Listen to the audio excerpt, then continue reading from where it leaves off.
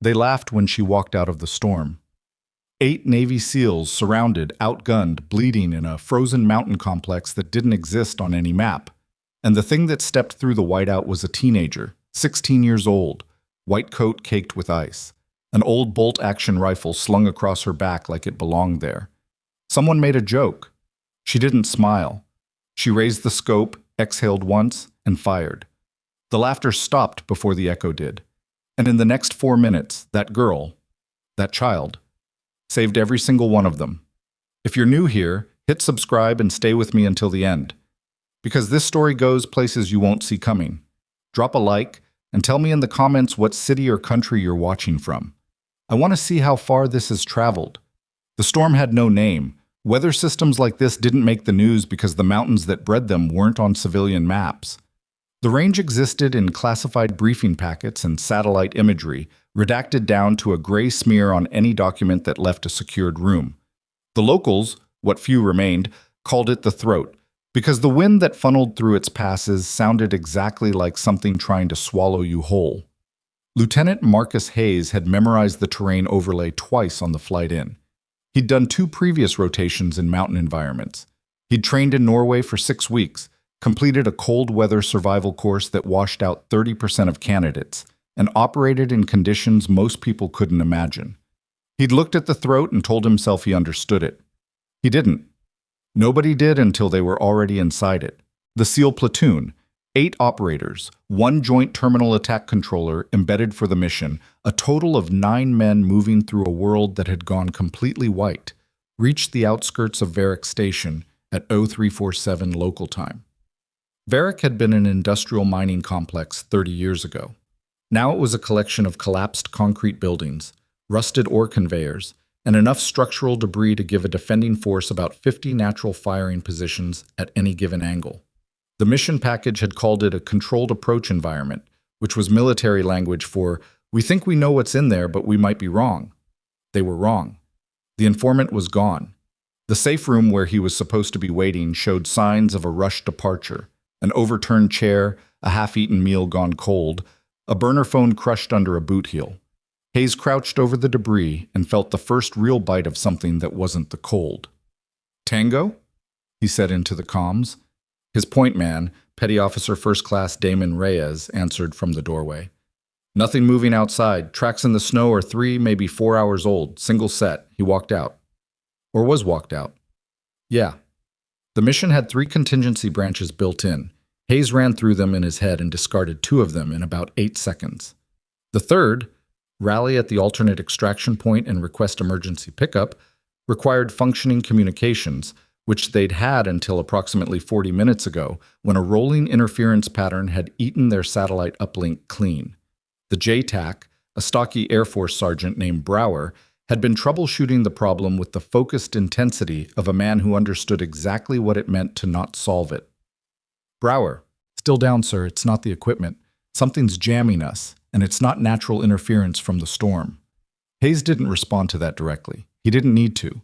Everyone in the room heard it and made the same calculation simultaneously. Someone knew they were here. Someone had prepared for them. Outside, the wind dropped for exactly 3 seconds, long enough to hear something that shouldn't have been there. A low mechanical sound, distant but rhythmic. Reyes was at the window before Hayes could speak, and the petty officer's voice went flat and careful in the way that happened when someone was controlling a strong reaction. "RPG crew, East Ridge Line. Setting up. Count? 2 visible. Could be more behind the rock formation. I can't..." He stopped. "Movement on the north approach. Multiple." Hayes moved to the second window and looked without putting his silhouette against the frame. The storm had reduced visibility to perhaps 40 meters, but against the white, dark shapes moved with the patient, deliberate coordination of people who'd done this before. He counted 6, then 8. The shapes spread wide, bracketing the building in a half arc that would become a full encirclement in less than 3 minutes. "Barker," he said. Petty Officer Second Class Kyle Barker, their youngest operator and the one currently sitting against the wall with a pressure bandage on his left thigh from a piece of shrapnel he'd taken on the approach, a trap wire they'd almost missed, looked up. His face was pale and tight. "I'm good." "You're not good," Can you move? I said I'm good, sir. It wasn't bravado. Hayes had worked with Barker long enough to know the difference. The kid was genuinely trying to make an accurate assessment, which meant he was functional but not mobile at full speed. In a structure-to-structure movement under fire, that was a problem. We're going to get pinned, Reyes said from the window, still watching. If they have that RPG position set before we move. I know. Sir, we should go now. I know, Reyes. The problem was that now meant going into 40 meters of visibility in an open approach zone with 8 or more enemy personnel using coordinated movement, an RPG crew with the high ground, and a man who couldn't run. Hayes ran through his immediate action options and found exactly 0 of them that didn't end with some version of catastrophe. Then the radio clicked. Not their radio. The old one. The backup civilian band unit that Brower carried at the bottom of his kit as a last resort measure. It operated on a frequency range so outdated most jammers didn't bother covering it. It clicked twice, paused, then clicked 3 times. Brower looked at Hayes. That's deliberate. Answer it. Brower keyed the unit. Unknown station. This is... He caught himself. They were in a communications blackout in a denied area. He adjusted. Unknown station. Go ahead. The voice that came back was young, female, speaking English with careful, deliberate pronunciation, like someone who had learned the language from recordings rather than from people. Her accent had layers to it that Hayes couldn't immediately place. Eastern European mixed with something else, something that had been worn down by a very different kind of environment. The men coming from the north. There are 11, not 8. 2 are peeling west to cut off the back corridor.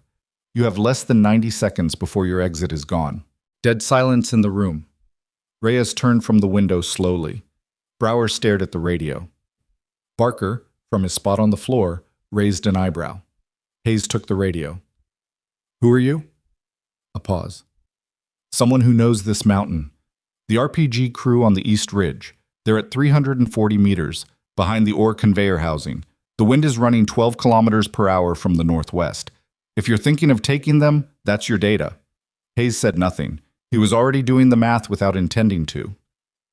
There's a drainage channel on the southwest face of the building. It runs under the conveyor belt frame and connects to a ravine. The ravine goes north-northeast for 600 meters before the terrain drops. They don't know about it. They're using old survey maps. Why are you telling us this? Another pause. Longer this time. Because I know what they do when they catch people. The building shook. Not from the wind. The RPG crew had found their range, and the first round hit the east wall high enough to collapse the roof section over what had been the foreman's office. Concrete dust poured through the structure. Someone swore. Barker struggled to his feet with Reyes grabbing his arm. Hayes made the call. Southwest, drainage channel, move. The channel was real. That was the first thing Hayes registered as they dropped into it one by one. Reyes going first to clear the far end, Barker helped down by 2 operators who said nothing about the way he hissed through his teeth when his leg hit the concrete lip. The channel was perhaps a meter wide, half filled with packed snow that had drifted in from the open end, and it ran exactly where the voice had said it would. The conveyor frame overhead was rusted but solid, and it masked their movement from the east ridgeline entirely. They moved fast and low. Behind them, more RPG rounds found the building. The detonations were muffled by distance and wind almost immediately, which told Hayes the storm was thickening again. That was good for concealment and terrible for orientation. The ravine opened at the channel's end like a wound in the mountain. Steep walls, broken rock, wind-compressed snow at the bottom that made footing treacherous but passable. Hayes checked his compass, confirmed the bearing, and pushed the pace. Barker was keeping up. Barely, but keeping up. She was waiting at the 600-meter mark. Hayes nearly walked into her because the white coat was almost perfect camouflage against the ravine wall. She was standing absolutely still, not crouching, not pressed flat, just standing, with the bolt-action rifle across her back and her hands visible at her sides, which Hayes registered as a deliberate gesture of non-threat. Someone had taught her how to approach armed men without getting shot, or she'd figured it out herself. She was younger than he'd expected. He'd been expecting young, but not this young. The face under the hood was angular and weathered in the way that happened to people who spent serious time in serious cold, but it was still unmistakably the face of a teenager. Dark eyes that moved continuously, checking the ridgeline, the far wall, the entry point of the ravine, then back to Hayes, with a steadiness that had nothing to do with youth. "You came," she said, not like we had a lot of choices. Hayes scanned the ravine behind her. "You alone?" "Yes." "How long have you been in this area?" "Long enough." She was already moving, gesturing for them to follow. "We need to keep going. They'll find the drainage channel in 20 minutes, maybe less." Reyes fell in beside Hayes and kept his voice low. "Sir, we don't know anything about her. We know she knew about the channel. That could mean she's been feeding them intel. Could be a lead forward. If she's leading us into a trap, she's doing it from the front, in the open, in a storm, with us pointing weapons at her back." Hayes paused. "Stay sharp, but keep moving." The girl moved through the ravine like she'd been born to it. No hesitation at the branching points, no checking terrain features. She simply knew where each step was supposed to go, and her feet found it. The rifle on her back was old, Hayes noted. Really old. He recognized the profile of the bolt action as a mid-century design, heavily modified, with a scope that looked like it had been removed from something else entirely and adapted by someone with patience and mechanical skill, but not professional equipment. The scope mounts were hand-fitted, not perfect, but functional. Someone had put serious work into making that rifle shoot. They reached a broadening in the ravine where a natural overhang cut the wind almost completely. The girl stopped and turned. She counted them in a single sweep. Hayes saw her doing it, then spoke. "Your man's leg. How bad?" Barker answered before Hayes could. "I'll make it." Her eyes moved to him with that same level steadiness. "That's not what I asked. Is the bleeding controlled?" "For now." "How long ago was it?" "About 2 hours." She nodded once, calculating something. "We need to move fast then. The temperature is dropping. If he's losing heat through the wound site..." "He's fine," Reyes said, and there was something in his voice that wasn't quite hostility, but was adjacent to it. She didn't argue. She just looked at Reyes for a moment, then looked back at the ravine. "The storm is going to close the north route in about 40 minutes. If we're not through the ridge saddle before that, we spend the night here. I don't recommend spending the night here." "Why not?" Hayes asked. "Because they will have dogs by morning, and dogs don't care about snow." Nobody made the joke out loud. Hayes appreciated that. He'd half expected it. The situation had the surreal quality of a training scenario gone wrong, and Gallo's humor was how operators processed surreal. But something about her stopped it. She had a way of delivering information that was completely matter-of-fact, no drama, no performance.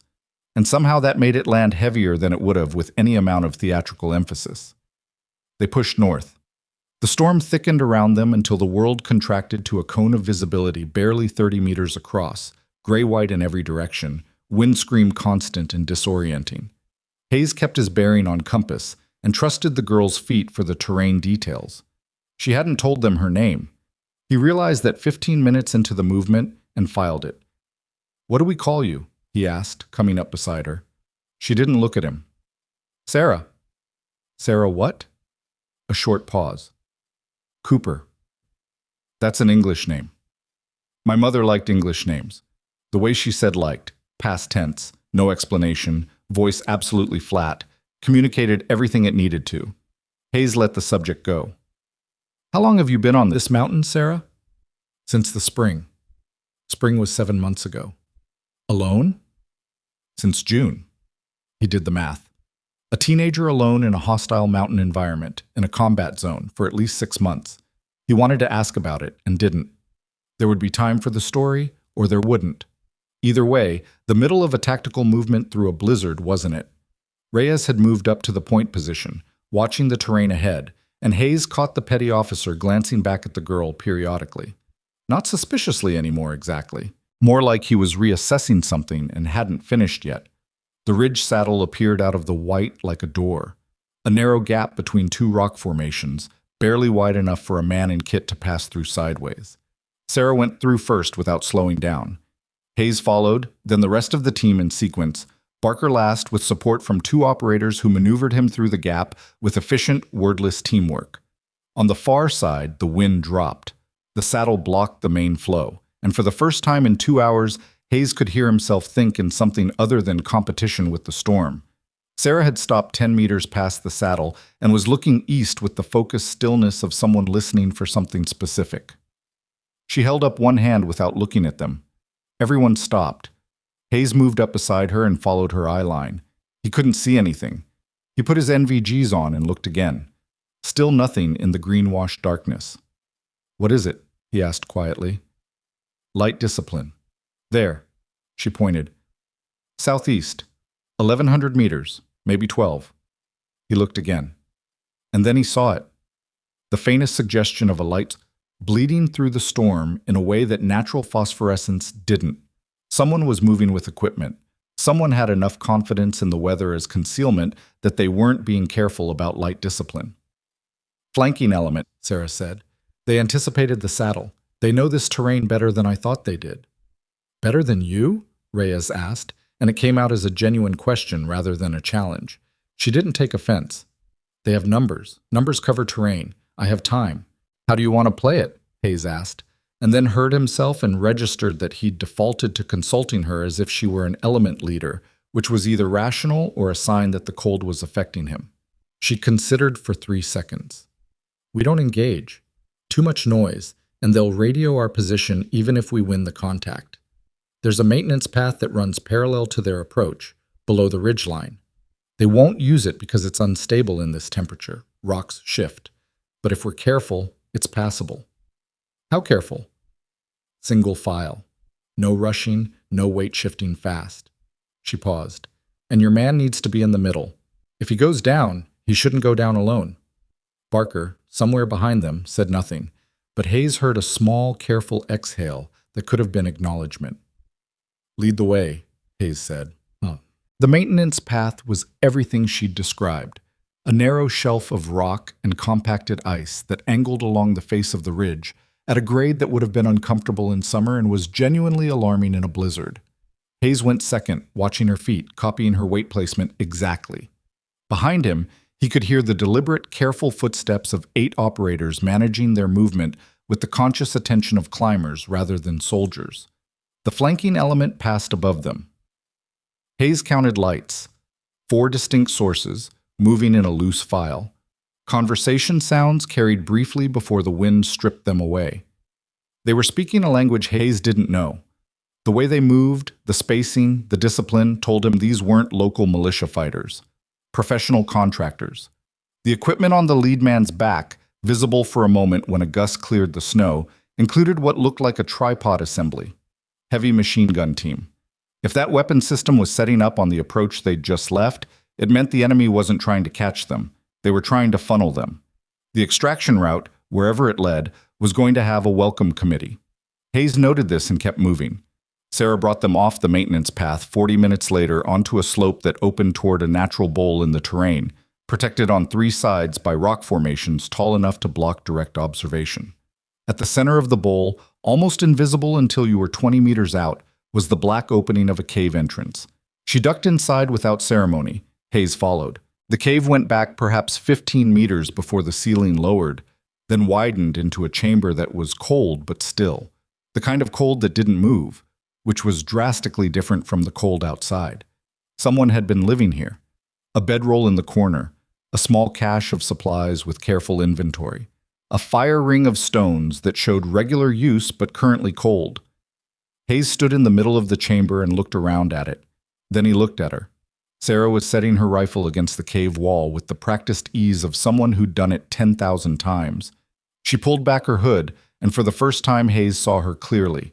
The face younger than the eyes, dark hair cut practically short, a scar along the left jawline that was several months old, the kind of scar that came from something moving fast. "This is where you've been?" he asked. "When I needed to be." Reyes was already doing a security check of the chamber while another operator helped Barker settle against the far wall. The rest of the team came to a controlled stop, falling automatically into roles: security, casualty management, equipment check. Brower sat down with his communications kit and began systematically working through the components again, looking for any configuration that might punch through the jamming. He didn't speak. He just worked, with the contained, relentless focus of someone who refused to accept that the problem was unsolvable. Hayes crouched in front of Sarah. "We need to talk," he said. I know. The extraction route we planned, there's a heavy weapons team setting up along it. That means they know where you were supposed to go. She said it without surprise. Your mission was compromised before it started. The informant didn't run. He was moved. A pause. Or he was never there at all. Hayes considered that. You know about the informant? I know about most of what happens on this mountain. She said it plainly. I've been watching for a long time. Then you know who these people are? Her jaw tightened, and for the first time something moved behind the stillness in her eyes. Not fear exactly, something older than fear. Yes, she said. I know who they are. Outside, the storm reached some new intensity of violence. The wind hit the cave mouth with a sound like a physical impact, and for a moment the space went loud with it before settling back into the dead stillness of the chamber. Hayes looked at the girl sitting across from him, 16 years old, alone for 7 months, with a modified bolt-action rifle and a cave full of survival supplies, watching a paramilitary operation from the shadows of a mountain that didn't appear on any map. Sarah, he said, what happened to your village? She was quiet for a long moment. Then, without any particular ceremony, without the kind of hesitation that preceded a performance of grief, she told him. It came out in flat, sequential sentences.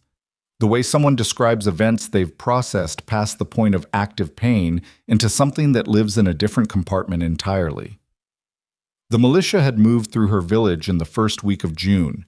They hadn't been looking for anything specific: resource extraction, territory marking, the kind of violence that establishes presence rather than accomplishes a defined objective. 14 families. Her mother, her father, who had worked the mine before it closed, an older brother who'd been in the wrong building. She'd been in the high pasture with 2 goats when it happened. She came back to smoke and silence. She'd spent 3 days in the ruins before she could make herself leave. The rifle was my grandfather's, she said. He left it in the stone shed. I taught myself the scope adjustment. It took me 2 weeks to understand the windage correctly. Hayes said nothing. The first time I used it, she continued, and stopped. Then, I didn't miss. The chamber was quiet except for Brower's careful movements across the equipment and Barker's controlled breathing from the far wall. Reyes, who had finished the security check and was standing near the cave mouth, turned and looked at the girl for a long moment. Then he turned back to his position and said nothing. Hayes sat back on his heels. Outside, something changed in the sound of the storm. Subtle, but there.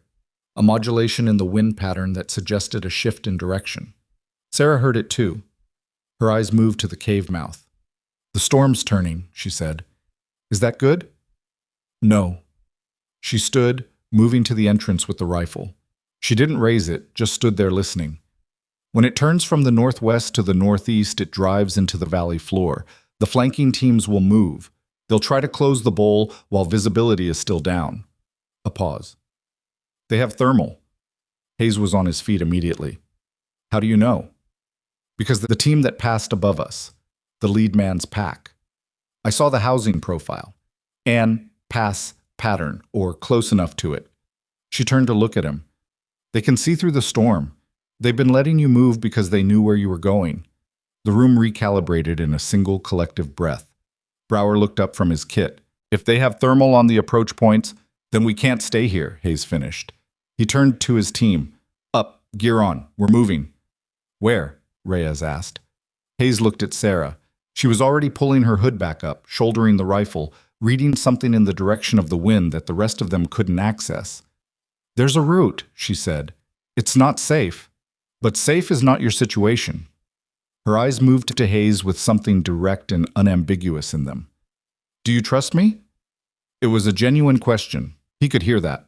Not rhetorical, not manipulative, a real request for a real answer, because what she was about to do with the answer would be different depending on what he said. Hayes had been operating for 11 years. He'd trusted people on less. Yes, he said. She nodded once. Then, from somewhere beyond the cave mouth, through the storm and the turning wind and the darkness of the mountain, came the distinct, unmistakable mechanical cycle of a heavy machine gun being loaded. The sound hit the cave walls and bounced back compressed, metallic, unmistakable, the feed tray slamming shut on something large enough to put rounds through solid rock. Sarah was already moving before the echo died. She didn't run. She moved the way water moves through a crack in stone, fast, purposeful, following a path that already existed inside her head. She went to the cave mouth and pressed flat against the left wall, her body angled so she could see out without presenting a profile, and she looked for exactly 4 seconds before pulling back. Belt fed, PKM or close variant. They've set it on the bowl rim, northwest quadrant. She turned to Hayes. They're not shooting yet because they don't have a confirmed position. They're using the sound to make us move. Reyes was already beside her. Or they're waiting for more units to close the exits first. Yes, she said, as if this were a reasonable contribution rather than a threat assessment that would have made most people in her position freeze completely. Both things are true. Hayes looked at his team. Barker was on his feet, weight distributed carefully, face pale but locked in. 2 operators, Garza and Taub, were positioned at angles that covered the cave mouth without silhouetting. Brower had the comms kit partially packed and was watching Hayes with the focused readiness of someone who needed a direction to move in right now. Options, Hayes said. 1. Sarah didn't hesitate. We go deeper into the mountain before they tighten the cordon. There's a secondary shaft from this cave system, runs northeast for about 300 meters, comes up inside the old ore processing structure. It's inside their current perimeter, but they won't expect movement toward them. You want us to go toward the machine gun, Reyes said. I want you to go where they aren't looking. She looked at him steadily. They're looking at the bowl exit. They expect you to run south, because south is where our extraction is. Was, she said. South is where your extraction was. It isn't anymore. The word settled in the chamber like a stone dropped in water. Hayes let the ring spread. Then he made the call. We move through the shaft. Sarah leads. Garza, you have rear security. Everyone else in file. He paused. Nobody fires unless she or I call it. We are not in a position to win a gunfight right now, so we are not having one. Nobody argued. That was one of the things Hayes had come to value most about his team. When the math was clear, they accepted it. Arguing with math in the field was how people died. Sarah moved to the back of the chamber and crouched beside a section of wall that looked like every other section of wall. She worked her fingers into a crack between 2 large rocks, shifted her weight, and a portion of the cave floor. A flat shelf of stone resting on a natural ledge Hayes had walked past twice without seeing, tilted upward to reveal a passage barely wide enough to move through on hands and knees. Garza stared at it. How long have you known about that? Since July, she said, and went in. What? The shaft was cold in a way that the cave hadn't been. Not the living cold of the outside storm, but the inert, bone-deep cold of stone that hasn't seen warmth in decades. The walls were close enough that Hayes could feel them on both shoulders in the wider sections, and had to exhale and compress his kit in the narrow ones.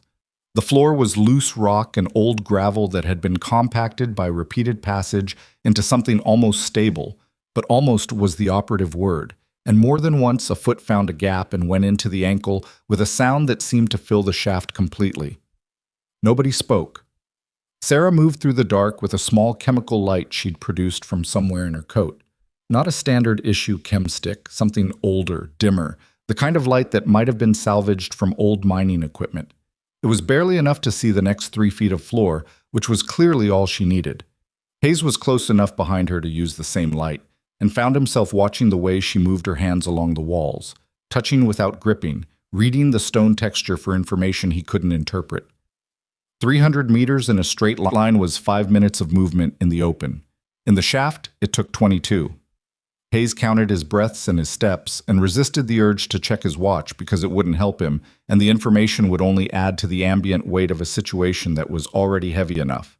When the shaft ended, it ended at a rusted iron ladder bolted into the stone, going up about 4 meters to a hatch that had been painted over at least 3 times and had a handle on the underside that was corroded nearly solid. Sarah went up the ladder in complete silence, which impressed Hayes even in context, because the ladder was old and moved when weight was applied, and the instinct to clench up against potential noise was almost overwhelming.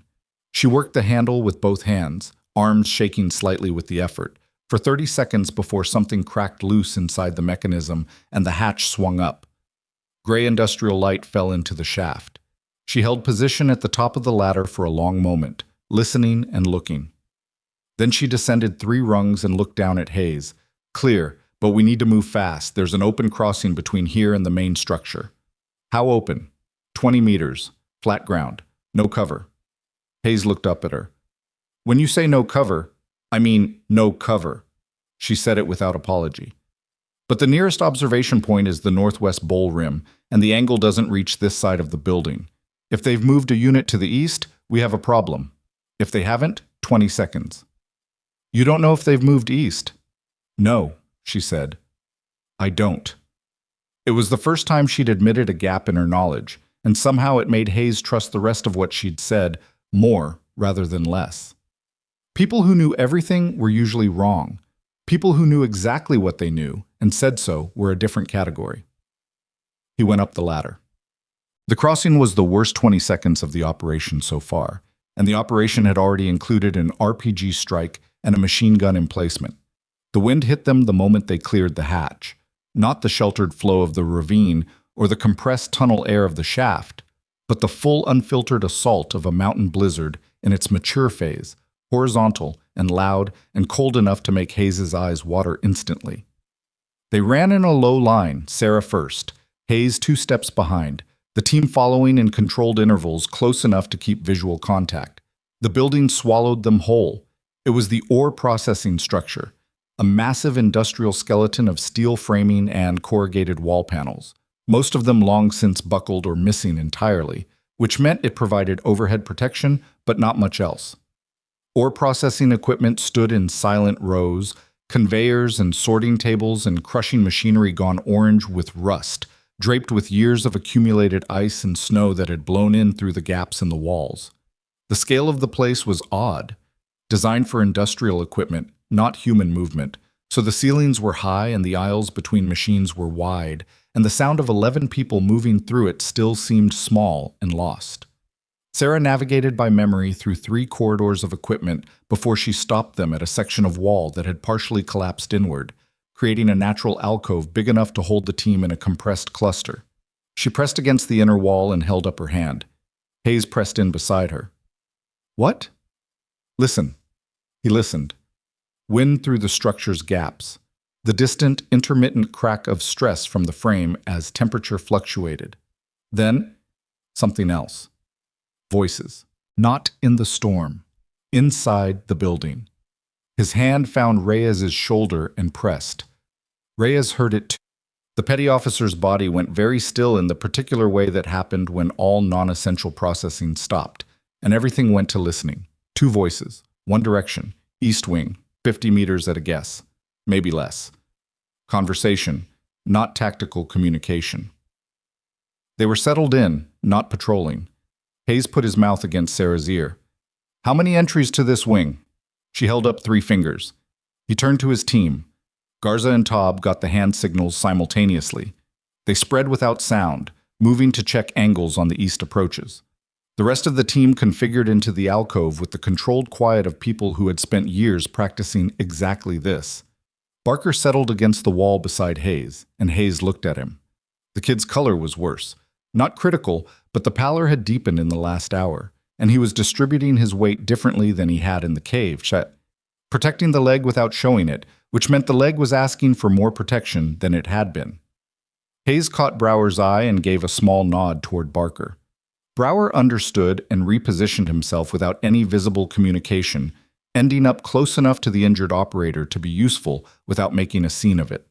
Sarah was watching the east wing. Her expression hadn't changed significantly since Hayes had first seen her face in the cave. That same contained quality, like the outer surface of something that was doing very different things inside. He found himself wondering how long it took a person to build that, and under what kind of circumstances, and then found himself not wanting to complete the thought. Garza came back from the east approach angle and reported in sign. 2 individuals. Stationary. Equipment visible. He made the shape of a radio case with his hands. Communications relay. They had a unit in the building acting as a relay station, probably because the jamming that had taken out Hayes' uplink worked both ways. It degraded the enemy's long-range comms too, so they needed physical relay points, which meant the jamming was close, which meant there was equipment somewhere in this area generating it. Hayes looked at Brower, who was already looking at Hayes with the same idea visible behind his eyes. He put his mouth against the comms sergeant's ear. "If we find the source, I can probably turn it off or turn it around," Brower said, just barely above a whisper. "If I can physically access it. If it's something I recognize." "Big ifs." "Yes, sir." Sarah turned her head and looked at Hayes. She'd heard the exchange. She said nothing for a moment, then leaned close. "There's an operations shelter, set up 3 days ago, east side of the complex, old supervisor's station. That's where command is running the coordination from. If they have jamming equipment, it's there." "How do you know when it was set up?" "Because it wasn't there 4 days ago, and it was there 3 days ago." She said it with a patience that wasn't quite condescension, but was adjacent to it. The patience of someone explaining something obvious. "I watch. That's what I do." Hayes made a decision. "Can you get us to the supervisor's station without going through the relay team?" Her eyes moved, processing routes. He could actually see her doing it, the small movements of eyes and expression that mapped internal visualization. "Yes. It adds time. Maybe 15 minutes. Do it." She looked at him with something in her expression that wasn't quite skepticism, but was doing a version of the same job. "You're going to try to take their communications. We're going to try to get ours back. And if you can't, then we're in the same situation we're already in, but we've learned something." He held her gaze. "I'm not asking you to go in with us. Get us to the building. That's enough." She was quiet for long enough that Hayes thought she was going to agree to the limitation. Then she said, "I know the layout of that station. You don't." A pause. "I'm going in." Reyes made a sound that wasn't quite a word. "Something to say?" Sarah asked, turning to look at him with a directness that wasn't aggressive but wasn't soft either. Reyes was quiet for a moment. He was looking at her with an expression that Hayes recognized from the debriefing rooms, and the long transits and the conversations that happened between operators after difficult missions. The expression of someone recalculating, updating a prior judgment against incoming evidence that didn't fit the original model. "You've done this before," Reyes said. Not a question. "Not this specifically, but something like it." She turned back to the East Wing direction. "I've survived for 7 months. That requires a different kind of doing." Reyes said nothing else, but something in the set of his shoulders changed, and Hayes noticed it. The route to the supervisor's station took them through the back half of the processing complex, where the machinery was denser and the gaps in the wall panels were smaller and the footing was worst. Decades of drainage had left mineral deposits on the floor that looked solid and weren't. Surfaces that crumbled under weight in ways that were hard to predict and impossible to recover from gracefully. Hayes watched Sarah navigate it with the efficiency of pure familiarity. She knew which panels flexed. She knew where the deposits were. She knew that the section of conveyor frame near the northeast corner would hold one person's weight, but not two simultaneously, and she held up a fist at that point and sent them across one at a time without needing to explain why. Garza went across third. His left boot found a bad spot, not on the conveyor frame but 10 meters past it, a floor section Hayes hadn't clocked. And he went down to one knee with a sound that was loud in the context of their absolute silence. Not a crash, not a shout, just the controlled thud of a trained person taking an unexpected fall and keeping it small. He was back up in 2 seconds, no visible damage, gave a thumbs up. Hayes felt his heart rate do something in the interval between the sound and the thumbs up. He filed that away and kept moving.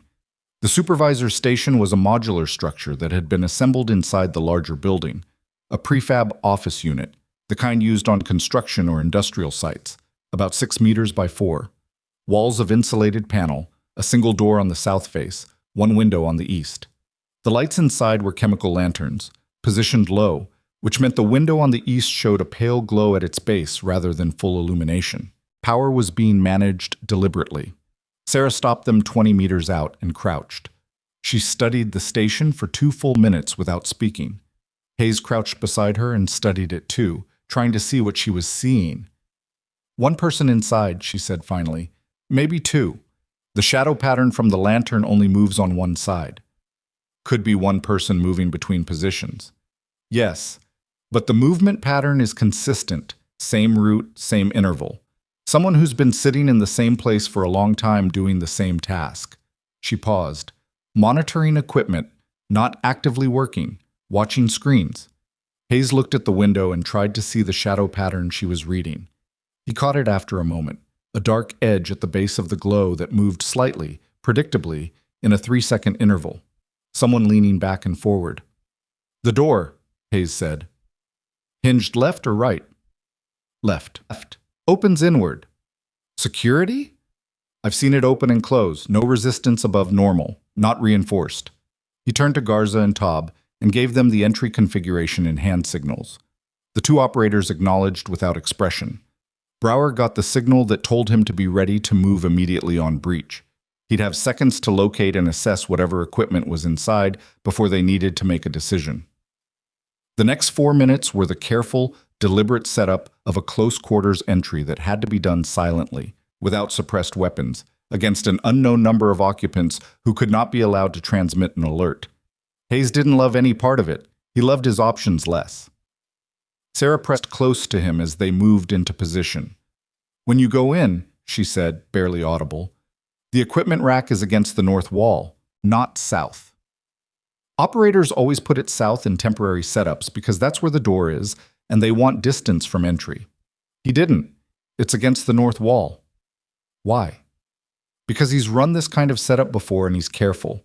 Someone who puts equipment against the north wall is someone who knows to do it. That's important for your man to know.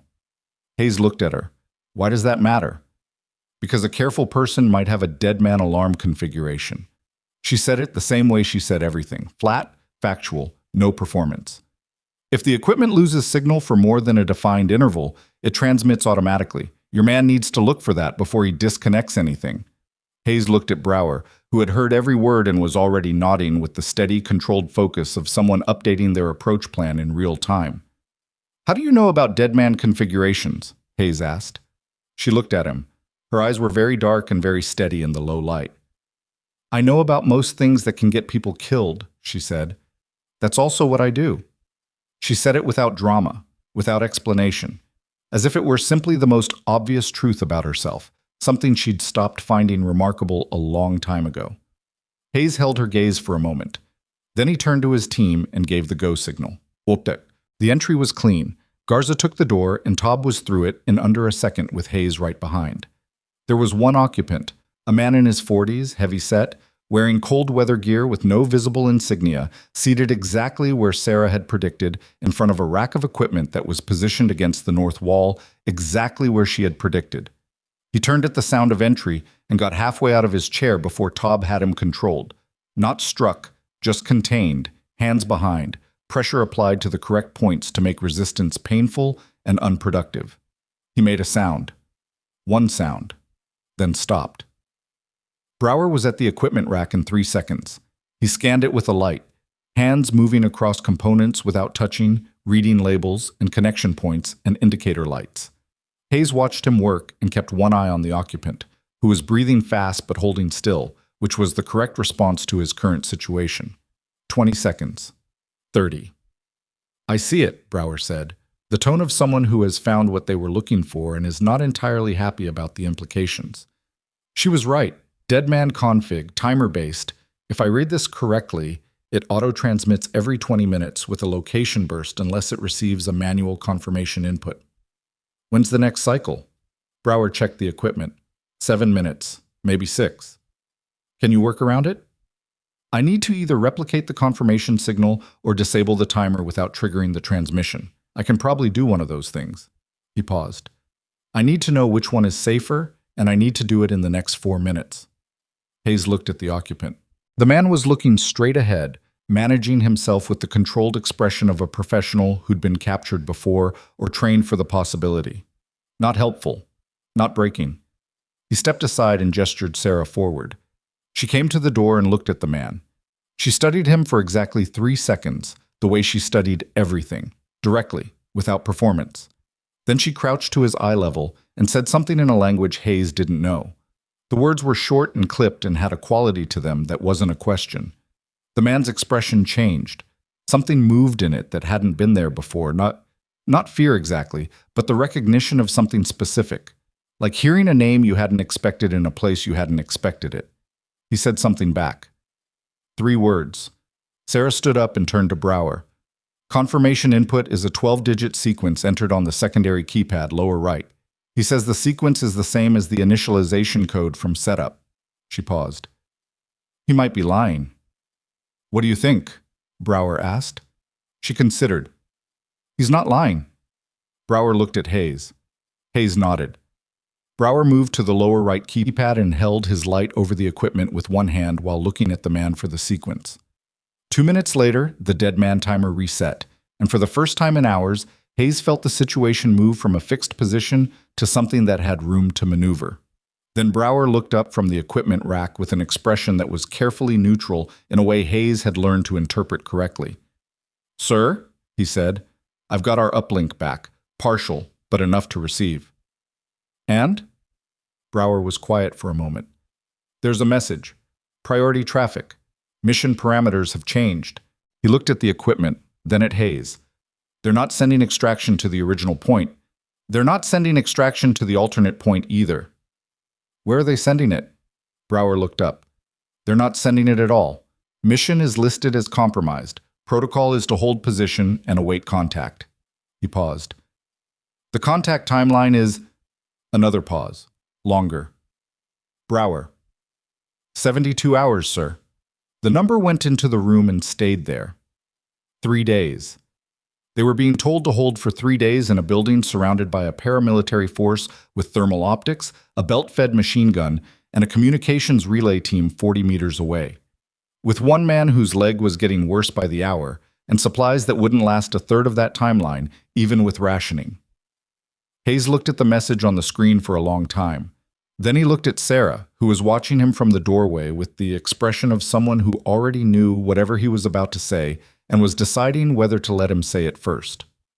"They're leaving you here," she said. "Not cruel, just clear. Temporarily."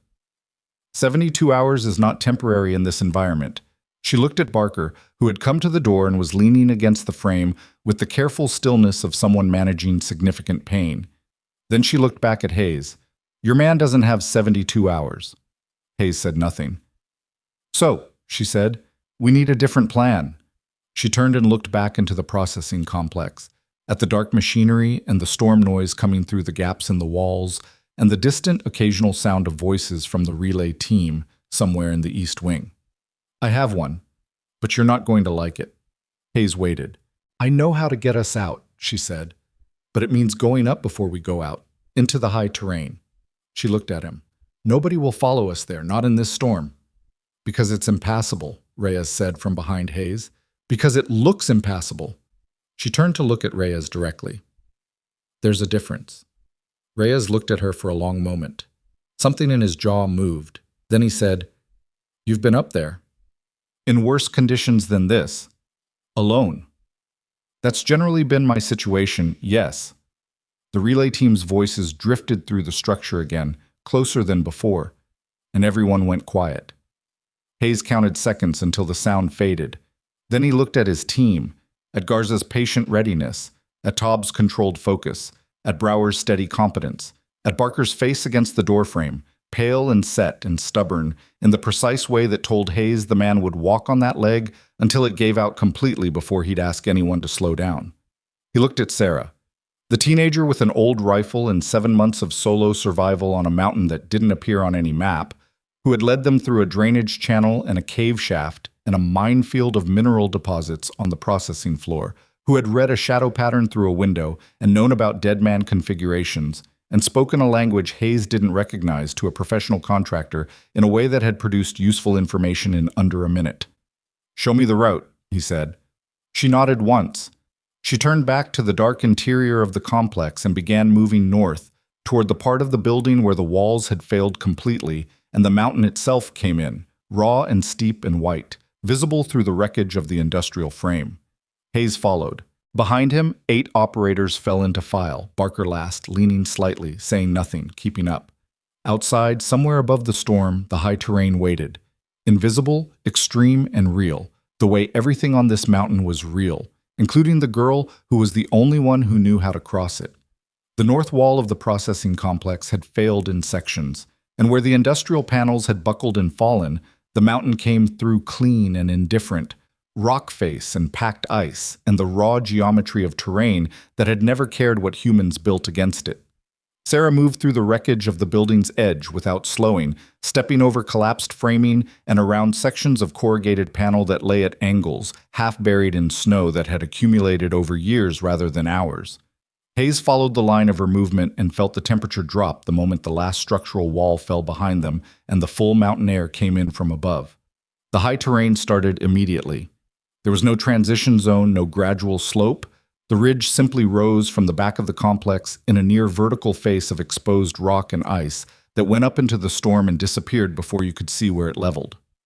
Hayes stopped at the base of it and looked up and felt something he didn't allow himself to describe as doubt, because doubt was a resource problem, and he didn't have resources to spare. Sarah was already 5 meters up, moving across the face with her hands and feet finding placements that weren't obvious from below. She didn't use the rifle on her back for balance. She moved like someone who had learned to climb the way people learn to walk, through failure and correction repeated until failure stopped happening. "This is the route," Reyes said from beside Hayes. It wasn't a question. "Apparently. Barker can't climb this." "I know." Hayes turned and looked at his injured operator. Barker was standing at the base of the rock face with his weight on his good leg, looking up, his expression doing the calculation that Hayes was also doing and arriving at the same answer. "Barker, I've been worse." "You haven't been this." Barker didn't argue that. "What's the plan?" Hayes looked up at Sarah, who had stopped 10 meters up and was looking back down at them. She'd seen the problem the moment they reached the base. He could tell by the way she was looking at Barker, not with pity, which would have been useless, but with the systematic focus of someone assessing load and route modification. "How much of the climb is vertical?" Hayes called up. "First 40 meters? After that it angles. 60% grade, maybe less." She paused. "There are natural ledges. The second one is wide enough to work with." "What does work with mean?" "It means 2 people can brace and pull a third." She said it matter-of-factly. "I've done it with equipment heavier than a man." Garza looked at Hayes. "I can take his kit. Split it between Taub and me." "That still leaves the physical problem," Reyes said.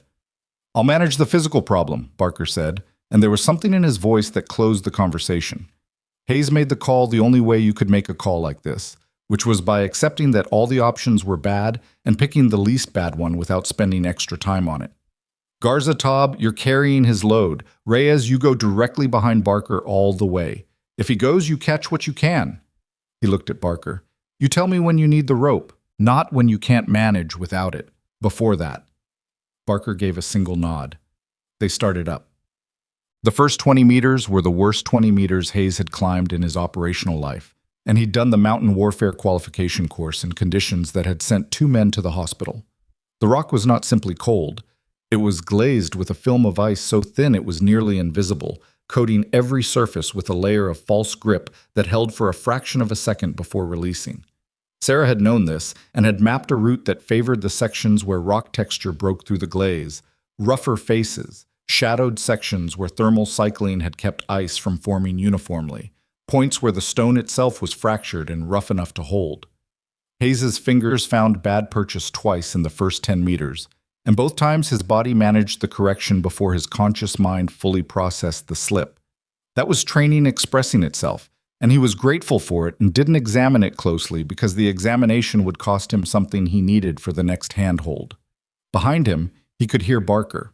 Not the sound of struggle. Barker was managing the sound exactly as he'd managed everything else on this operation, which was to say he was keeping it inside acceptable parameters through what was clearly enormous effort. What Hayes could hear was the breathing pattern, and the breathing pattern told him the leg was asking a serious price for every upward movement. Reyes stayed close. Hayes couldn't see the petty officer, but he could hear him. The small, controlled adjustments in position that telegraphed exactly where Barker was and how he was moving and where Reyes was braced to be useful. Sarah reached the first ledge, 8 meters wide, 2 meters deep, natural stone shelf that sat in the cliff face like a step, and anchored herself against the back wall. She reached into her coat and produced a length of rope that had been wrapped tightly around her torso under the outer layer, about 15 meters of it, woven nylon that had been spliced and respliced multiple times over its life, but was still solid. She tied one end around a fixed rock horn at the ledge's back edge, with a knot that Hayes, arriving at the ledge 30 seconds after her, recognized as structurally sound. She dropped the other end to Barker, who was 8 meters below. He used it. Hayes watched the rope go taut and watched Reyes below staying in position to catch anything that went wrong, and watched Barker come up the last 8 meters of that first vertical section with the rope taking enough weight off the leg to make it possible rather than just nearly possible. When Barker pulled himself onto the ledge, his face was the color of old concrete. He sat against the back wall and breathed for 30 seconds without speaking. Then he looked up and said, "Next section." Sarah was already checking the ledge edge, looking at the angle of the rock above. She didn't look at Barker with anything readable on her face, and Hayes found himself appreciating that. Barker didn't want visible concern right now. He wanted to be treated like someone who was going to keep moving, and she'd understood that without being told. "The grade changes here," she said. 40 meters to the second ledge, but it's angled instead of vertical. You can use your whole foot, not just the toes. "How far to the top after the second ledge?" Hayes asked. "Another 60 meters, less technical. The ice is wine-scoured up there. Better grip." She was looking north along the ridge. "There's a plateau, about 200 square meters. You can see south from it, all the way to the valley floor. And—" She stopped. "And what?" She turned to look at him. "If your people are looking, that's where they'll be able to find a visual signal. The thermal signature from that many people in the open, on high ground, would read clearly." Brower was already beside Hayes when she finished that sentence. "She's right. If we get up there and I can even get a partial uplink, a location burst, anything, they'll have us." "We already told them where we were," Reyes said. "We told them where the extraction point was. That's 2 kilometers south of this position." Brower looked at Hayes. "If we can transmit from altitude, from a position they don't know about, they'll have to respond," Hayes finished. He looked at Sarah. "You've been on that plateau. Many times. Is there cover up there? If they send elements up after us?" She considered the question with the care she gave everything. "Rock formations on the east and north edges. Not enough for sustained defense, but enough for a prepared position if you know where to put people." She met his eyes. "And I know where to put people." Behind them, the rest of the team was pulling onto the ledge in sequence. Garza and Taub with Barker's redistributed kit, then the remaining operators.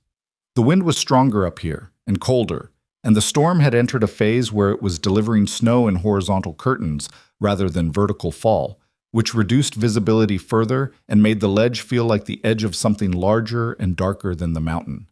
Hayes looked down at the processing complex far below. From this height, he could see things invisible at ground level. The positions of the enemy elements, the way they'd positioned the machine gun, the logical geometry of the cordon. They'd set it up well. It covered every conventional exit from the complex.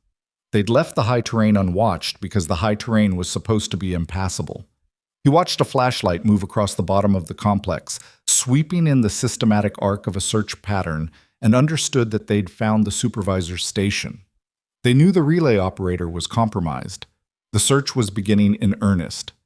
"We have maybe 20 minutes before they figure out we went up," he said. "Can we reach the plateau in 20 minutes? Sarah looked at the rock above the ledge. 15, if we move correctly. Define correctly. Don't stop, don't hesitate. Move like you know where you're going even when you don't." She looked at him. "Follow my feet, not my hands. My hands find holds, but my feet tell you where the weight goes." Hayes turned to his team. "You heard her. Up, now." They made the plateau in 17 minutes, which was 2 minutes over Sarah's estimate and still faster than Hayes would have projected possible with 9 people, one of them injured, climbing in a blizzard at altitude. Barker made the second vertical section with the rope, made the final 60 meters on his own through what was clearly the application of a specific and private determination that Hayes didn't interrogate and wouldn't have been able to quantify anyway. The plateau was exactly what she'd described. A natural table of stone, wind-scoured flat, elevated enough to clear the worst of the storm's surface flow. The cold up here was different again, a third kind of cold below the cave and below the outside, thinner, drier, the kind that went into your lungs clean and sharp and made you feel the altitude in your chest.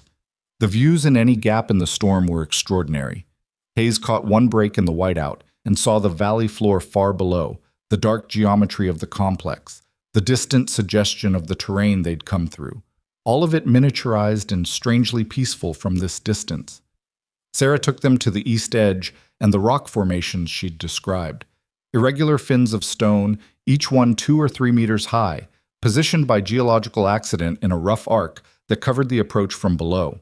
She placed people in the gaps between formations with an efficiency and a logic that Hayes found himself evaluating as he watched it happen. She put Garza on the south fin with a sightline down the primary climb route.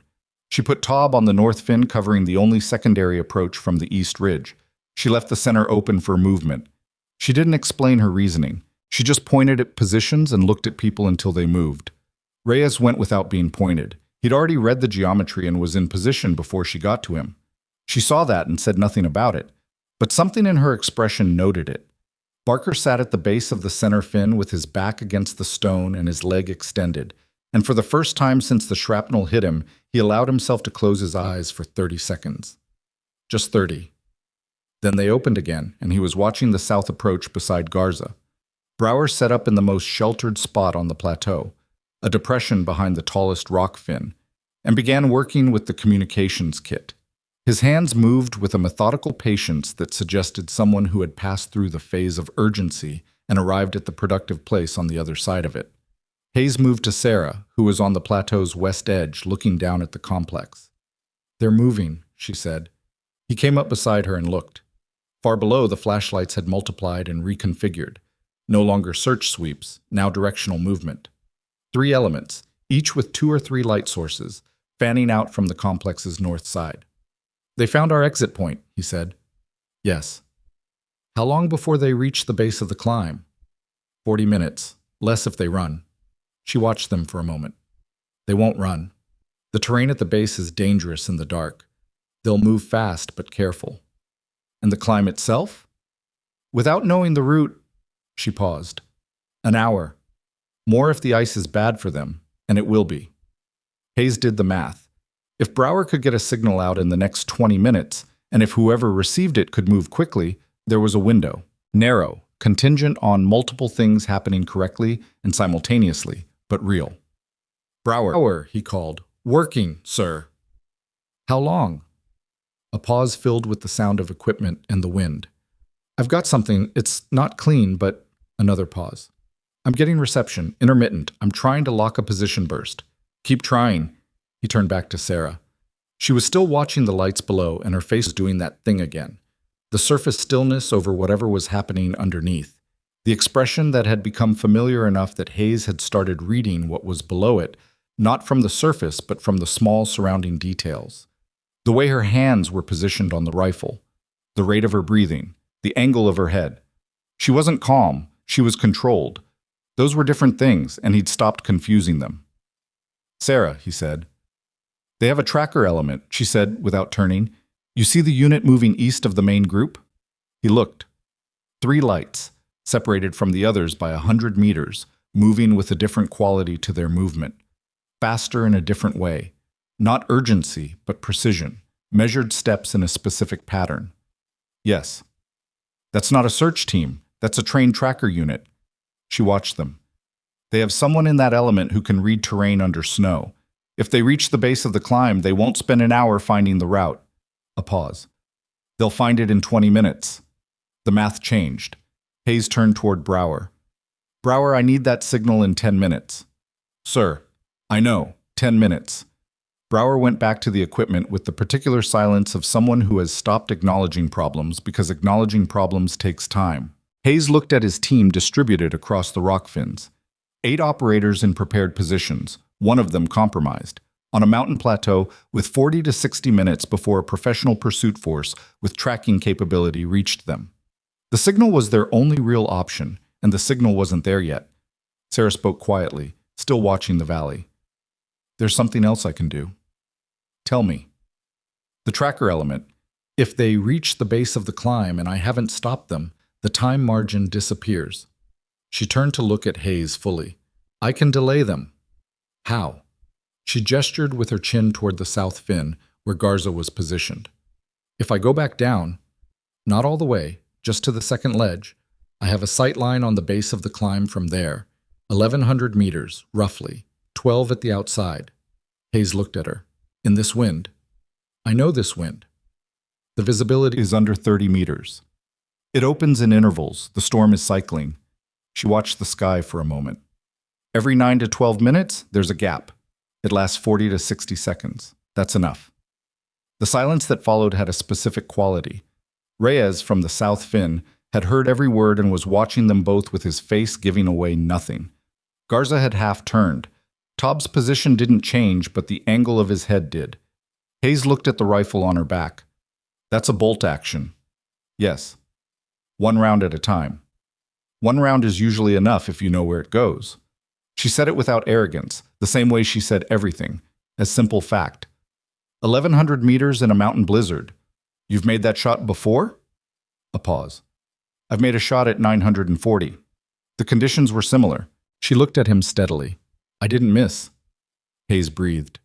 The wind moved across the plateau and stirred the snow along the rock edges, and the lights below continued their slow, organized advance. What do you need? He asked. 10 minutes on the ledge, a window in the storm. And for your people not to call out when I fire, because the sound will carry, and I'll need to move immediately after. If they triangulate your position, they won't triangulate before I'm off the ledge. She said it quietly. I've practiced moving after a shot. It's not the same as stopping for a moment to see what happens. She paused. You don't look for what you know is already done. Hayes looked at her for 3 seconds. Then he said, Reyes. The petty officer came off the fin immediately. He moved to Hayes and stood close enough for a quiet conversation. She goes back down to the second ledge, Hayes said. You go with her. Reyes's jaw moved. Sir, she's not going alone. You cover her movement, and you cover her exit. If she fires and moves, you move with her, and you bring her back up here. Non-negotiable. Reyes looked at Sarah. The assessment in his expression had changed again. It was still assessment, would probably always be assessment, but the baseline it was measuring against had shifted dramatically from the one he'd started with 2 hours ago in the cave. Understood, he said. Sarah looked at Reyes. Something brief and complex moved in her expression. Then she looked at the South Fin's edge and the route back down. The gap in the storm will come, she said. We need to be in position before it does. Reyes picked up his rifle. Then let's go. They went back over the edge in 2 minutes, Sarah first, Reyes following with an efficiency and sureness that had nothing to do with familiarity with the specific terrain and everything to do with the absolute competency of someone who had been doing this for a decade. The wind hit them on the face with full force as they dropped below the plateau's shelter, and Hayes watched their movement from the edge until they became shapes, and then suggestions, and then nothing in the white. He turned back to Brower. Signal? Getting closer. Brower's voice was tight with concentration. I have a receive lock. I'm trying to push a burst through. The window keeps closing. He adjusted something with both hands. Sir, if I can get 30 seconds of clear atmospheric, just 30. The storm had other ideas. The wind came in harder, and the plateau disappeared behind a wall of horizontal snow that reduced visibility to 15 meters for a long, grinding minute. Then it opened slightly. Then it hammered back in. Hayes stood at the plateau's west edge and watched the lights below through each clearing, tracking the tracker element's progress with the focused attention of someone calculating margins. They were moving faster than he'd hoped. The east flanking 3 were at the base of the complex's north wall and turning toward the mountain face. 8 minutes. Maybe 10. Then Garza's voice from the South Fin, quiet and flat. Movement below the second ledge. The tracker element changed direction. Hayes moved to the fin. Looked. The 3 light cluster had broken from the main group's vector and was moving directly toward the base of the climb. Faster now. Purposeful. The spacing between them tightening in the way that happened when people converged on a confirmed position. They'd found something, a boot print, a handhold mark in the ice, something, 6 minutes, possibly less. Hayes was about to call Brower again when the shot came. Not a rifle crack. The storm ate the sound and delivered a version of it that was flattened and strange, more of a concussive suggestion than a report. The kind of sound that made you think you'd imagined it for half a second before the evidence below confirmed you hadn't. The lead light in the tracker element stopped moving. The other 2 stopped beside it, then split in opposite directions, trained reaction, covering from a threat that had appeared from a direction they hadn't expected. For 10 seconds, nothing moved in the tracker element. Then one light swept upward. looking for the shot origin on the high terrain, looking in the wrong place. They were looking at the plateau, not the ledge. Hayes held still and said nothing, and the operators on the fins held still and said nothing, and the wrong place held all the attention below for 45 seconds, while somewhere on the second ledge, a girl in a white coat moved off her position and began climbing. Garza said very quietly, "She's moving. Reyes is with her." Hayes exhaled. The tracker element below had gone dark. They'd cut their lights, which was tactically correct and made them invisible, and also ended their rapid advance. You didn't move fast in this terrain in a blizzard without lights. You moved carefully, or you didn't move at all. The 8 minutes had just become 20. Brower said, "Sir?" Hayes turned. The comm sergeant was looking at his equipment with an expression that was controlled and very still, in the way that happened when something significant had just occurred. "I have a transmission window. 30 seconds, maybe less. Send it." "Already sent." Brower looked up. "Location burst, current coordinates, distress flag, authentication code." He paused. "If anyone's on the other end of this frequency, they have us." Hayes stood in the middle of the plateau, on a mountain that didn't appear on any map, in a storm that had no name. He looked at the lights below. Reorganized now, the tracker element dark and stationary, the main force still advancing but slower, uncertain. He looked at the south fin's edge where 2 people were about to come back over the top. He thought about the number 72, the number that had been a wall 40 minutes ago and was now, possibly, something else. Not a certainty, not safety, but a crack where something different might get through. Sarah came over the ledge with Reyes 2 steps behind her. She pulled herself onto the plateau surface with both arms and came to her feet in one motion, brushing ice from her coat sleeves with the brisk, incidental efficiency of someone who has just finished a task and is already thinking about the next one. Her face was wind-burned and cold and gave nothing specific away. She walked to Hayes. He looked at her. She looked back. "I heard the shot," he said. "Yes." "You made it." "Yes." 1,100 meters, 1 gap in the storm, 1 round. She looked at him steadily. The wind moved across the plateau between them. "I told you," she said. "I don't look for what I know is already done." Reyes came up beside her and stopped. I was looking at her with an expression that had nothing ambiguous about it anymore. Not calculation, not reservation, not the careful suspension of judgment that had been there since the cave. Just a direct, uncomplicated look at someone he was seeing clearly for what might have been the first time. He didn't say anything. He didn't need to. Hayes turned to his team. "We hold this position. Brower has a signal out. If we have a response window, it'll come in the next 2 to 6 hours." He looked at each face in sequence. Garza, Taub, the others, Barker against the rock with his leg extended and his eyes open and his rifle across his lap. "We defend the climb approach, and we stay dark. No lights, no unnecessary movement. We wait." Nobody argued. Nobody asked questions. Sarah moved to the north fin and took a position with the sight line she wanted, settled the rifle into her shoulder, and began watching the terrain below with the patient, total attention of someone for whom waiting was not a passive state but an active one. The same way she knew about dead man configurations and tracking elements and storm cycles. The way she knew all the things she knew, which was through a long and costly and irreversible education that had taken everything from her and left her with this. The storm moved above the plateau, and the lights below reorganized, and somewhere in the frequencies between silence and static, a transmission was traveling toward people who might or might not be listening. The mountain held everything in its cold indifference, the way it always had, the way it always would. And at the north fin of the plateau, Sarah Cooper put her eye to the scope and watched and waited and did not look away. The waiting was its own kind of violence. Hayes had learned that early in his career, that the spaces between action were not rest, they were a different category of demand, one that required a specific discipline most people didn't train for because it didn't look like discipline from the outside. It looked like standing still. It looked like doing nothing. But inside, the work was continuous, monitoring the terrain, recalculating margins, managing the slow erosion of certainty that happened when time passed without information. The plateau held them for 2 hours and 19 minutes. Brower's transmission had gone out clean. He was certain of that much. Whether it had reached anyone, whether anyone with the right resources and the right authority had received it and made the right decisions and was currently moving toward them, was a question that existed in a space Hayes couldn't access from this altitude, in this storm, with this equipment. He'd done what could be done. The rest was outside his perimeter.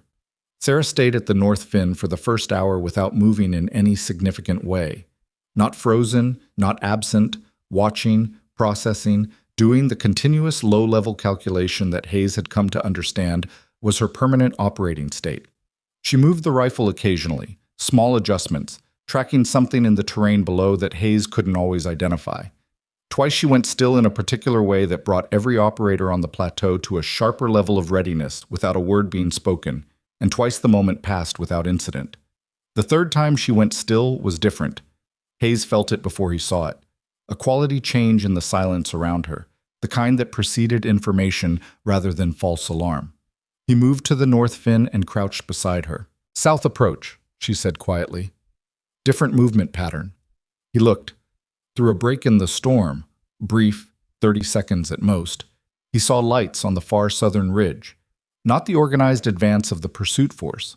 Something else. Multiple sources, moving in a spread formation that covered ground systematically rather than converging on a target. "That's a search pattern," he said. "Yes, but not theirs." She was quiet for a moment. "The spacing is too regular, and they're running dark on the flanks. Only center lights visible. Someone's using light discipline." Hayes looked at the formation more carefully. She was right. The outer elements of the spread were dark, which meant they were there but not lit, which meant whoever was running this search understood that the lit center elements were decoys drawing attention while the real flanks moved invisible. "Brower," Hayes said without raising his voice. The comm sergeant appeared from the depression behind the fins. "Sir, we might have company coming from the south. Can you risk a receive check? Don't transmit, just listen." Brower went back to his kit without answering. 30 seconds later, "I've got traffic, encrypted. It's on a frequency I recognize." A pause with weight in it. "It's ours, sir." The word moved through the plateau the way temperature moved. Not heard exactly, but felt. A collective shift in the ambient tension that went from one kind of taut to a different kind. Garza said something under his breath from the South Fin that Hayes chose not to hear. Tob didn't say anything, but the set of his shoulders changed. Barker, from his position against the center rock, exhaled slowly through his nose. "Can you authenticate?" Hayes asked. "Working on it." Brower's hands moved fast and careful. "They're running a challenge protocol. I need to answer it, or they'll treat us as hostile. Give me..." Silence. "Done. Response sent." A longer pause. "Authentication confirmed. We have a responding element. They want a status report and account. Tell them 9 personnel, 1 walking wounded, secure position at altitude. Tell them the approach from the south is viable, but they need to know the pursuit force is below us on the north slope. Give them the last position of the tracker element." "Copy." Brower was already transmitting. Hayes looked at Sarah. She was still watching the south ridge through the gap, which was closing as the storm cycled back. Her expression hadn't changed in any major way, but something around her eyes had shifted. A minute relaxation, the kind that happened when a person who has been carrying a weight for a very long time feels the first suggestion that they might, eventually, be allowed to put it down. She noticed him watching and looked away from the ridge. "Your people," she said. "Looks like." She nodded once, then she looked back at the terrain below. The responding element reached the plateau base 40 minutes later and began the climb. Hayes heard them before he saw them.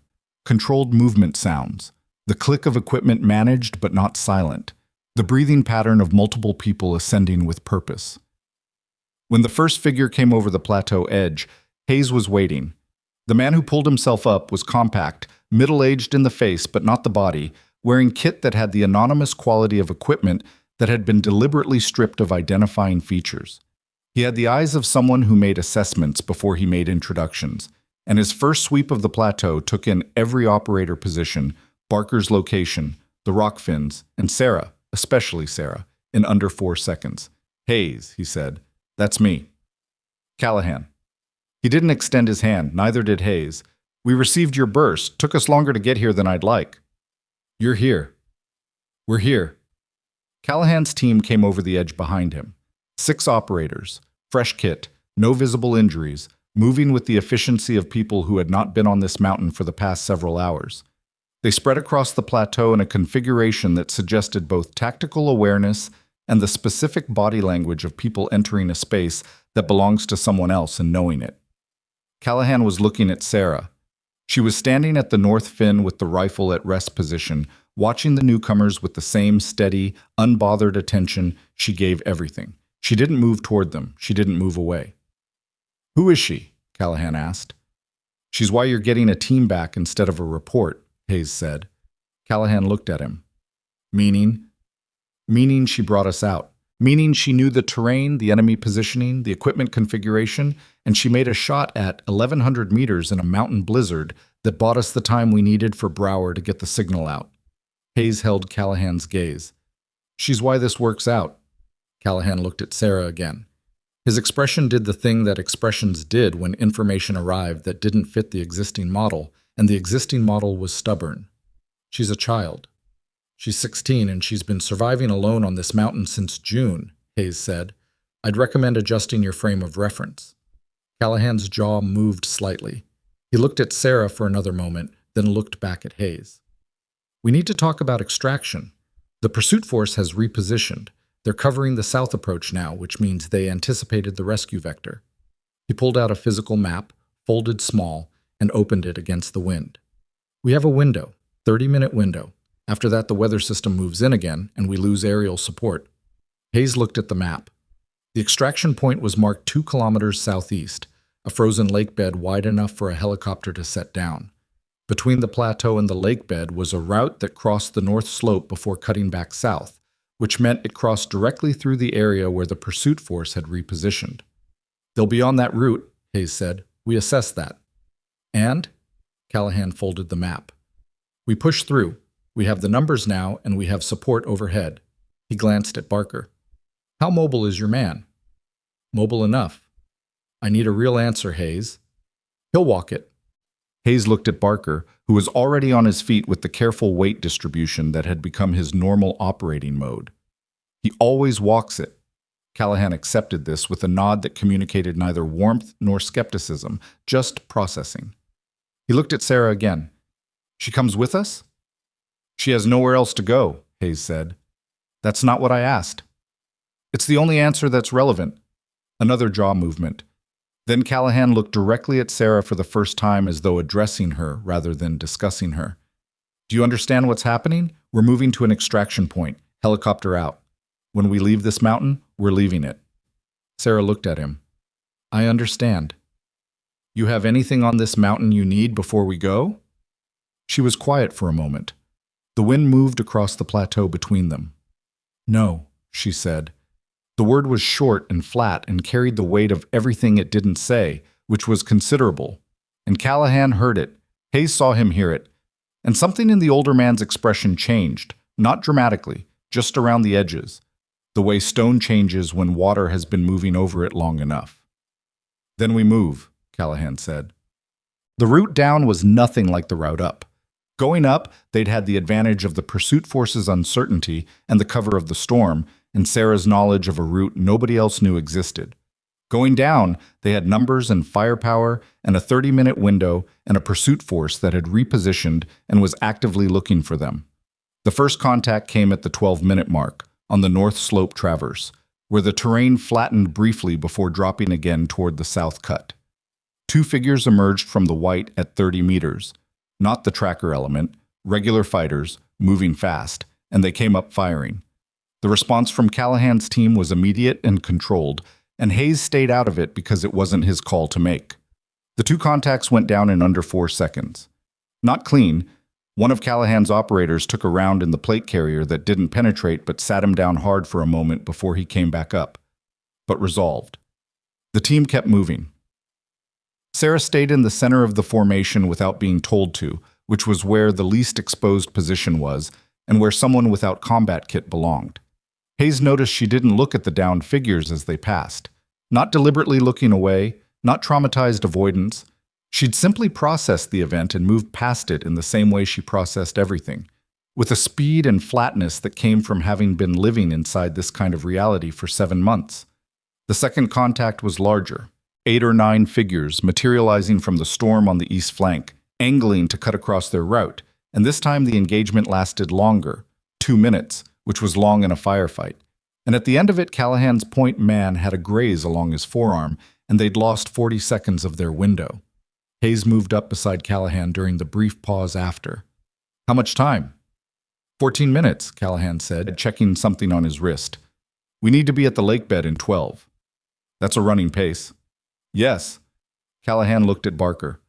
Don't look at him, Hayes said. He heard you. He'll run. Barker had heard. He was already adjusting his grip on his rifle, redistributing his weight forward in the specific way that someone with an injured leg learned to favor forward momentum, because stopping and starting hurt more than continuous movement. He said nothing. He just looked at the route ahead. Callahan gave the order and they moved at speed. Sarah ran. Hayes hadn't seen her run before. All her movement had been controlled and deliberate, optimized for terrain and silence. Running was different, and what he saw surprised him even in context. She ran well, efficiently, with a stride that managed the uneven footing without breaking cadence, the rifle across her back not shifting, arms working the slope. She stayed in the center of the formation and matched the pace without apparent strain, and Hayes found himself thinking about what 7 months of mountain survival did to a person's physical condition and deciding it did exactly this. They hit the lake bed with 9 minutes remaining in the window. The frozen surface stretched ahead of them, perhaps 300 meters across, open ground with no cover in any direction. Callahan's team spread into a perimeter configuration around the center without a spoken order, and everyone looked outward at the white margins, while Brower, they had 2 comms operators now, made contact with the extraction aircraft. Sarah stood near Hayes and looked at the lake bed. The ice was old and settled, dark gray-blue where the snow had been scoured away by the wind, and it went to the tree line on the far side in a clean, open plain. "This is where we wait?" she asked. "This is where we leave," Hayes said. She looked at it for a long moment. Then she crouched down and put one hand flat on the ice surface, palm down, and held it there for a second. Hayes watched her do it and said nothing because there was nothing useful to say. When she stood up, her face was the same as it always was. She put her hands back in her coat pockets. The helicopter came in from the south with its running lights off, a dark shape materializing from the storm, with the rotors dropping their pitch as the pilot flared for the landing. It set down hard on the lake ice, not a bad landing, just a fast one. And the crew chief was at the door before the skids fully settled. Callahan moved his team aboard first, then Hayes's operators. Barker went up the steps with 2 hands on the frame and didn't ask for help and didn't need it, which was something Hayes would remember. Brower went last of the SEALs, pausing at the door to do a head count out of habit. Sarah stood on the ice beside Hayes. The rotor wash hit her at full force, and she didn't lean away from it. She stood straight in it, her white coat pressed flat against her, her hair driven sideways, and she looked at the helicopter with the expression of someone seeing something they'd thought about for a long time and hadn't been sure they'd ever actually see. Hayes put his hand on her shoulder. "Time to go." She turned and looked at him. Something in her face moved.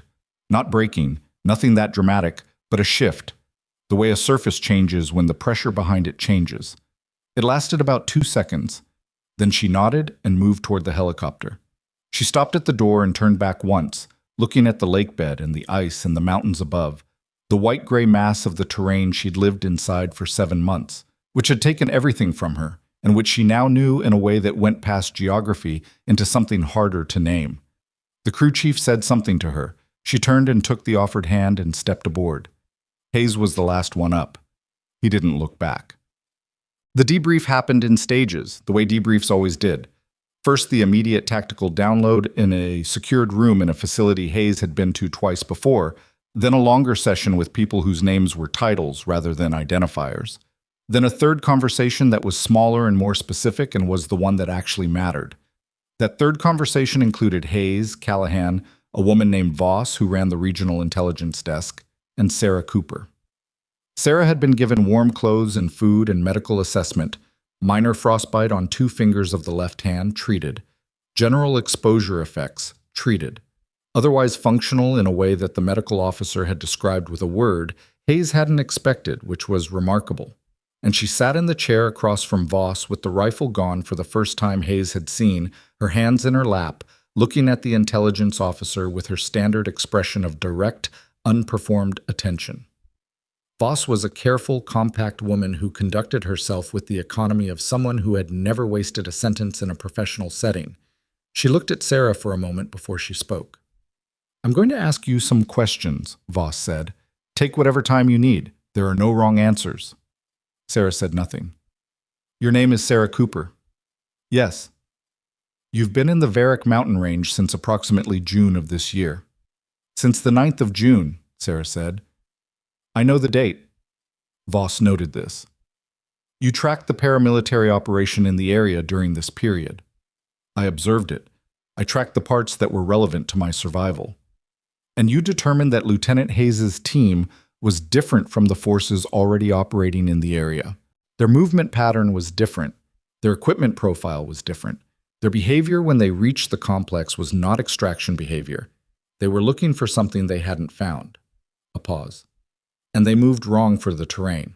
Not badly, just wrong in a specific way that meant they didn't know it." Voss looked at her. "You decided to help them." Sarah was quiet for a moment. "They were going to die if I didn't." "You couldn't know that for certain." "I knew the terrain, and I knew the force disposition, and I did the math." She looked at Voss steadily. "I was certain."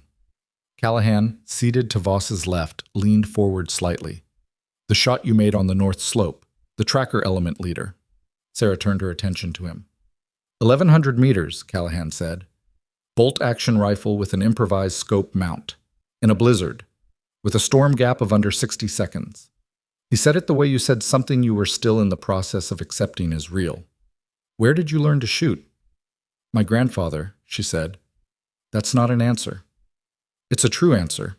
She looked at him without flinching. "He was a competition shooter. He taught me for 4 years before he died. I was 11 when I started." She paused. "I've had a lot of practice time since June." "On what targets?" The room was quiet. Hayes watched Sarah's face. The question had a specific edge to it, and everyone in the room felt the edge. "On targets that were trying to kill me," she said. Callahan sat back. Voss moved the conversation forward with the practiced smoothness of someone managing a transition.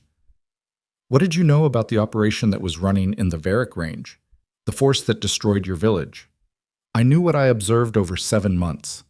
Sarah shifted slightly in her chair. "I knew they were contractors, not state military.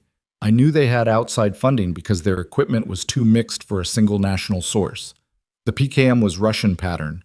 The communications gear was Western commercial.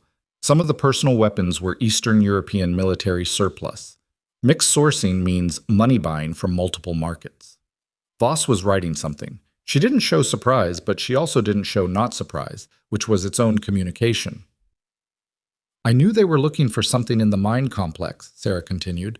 "They went in 3 times over the summer. Each time they came out with cases, not ore.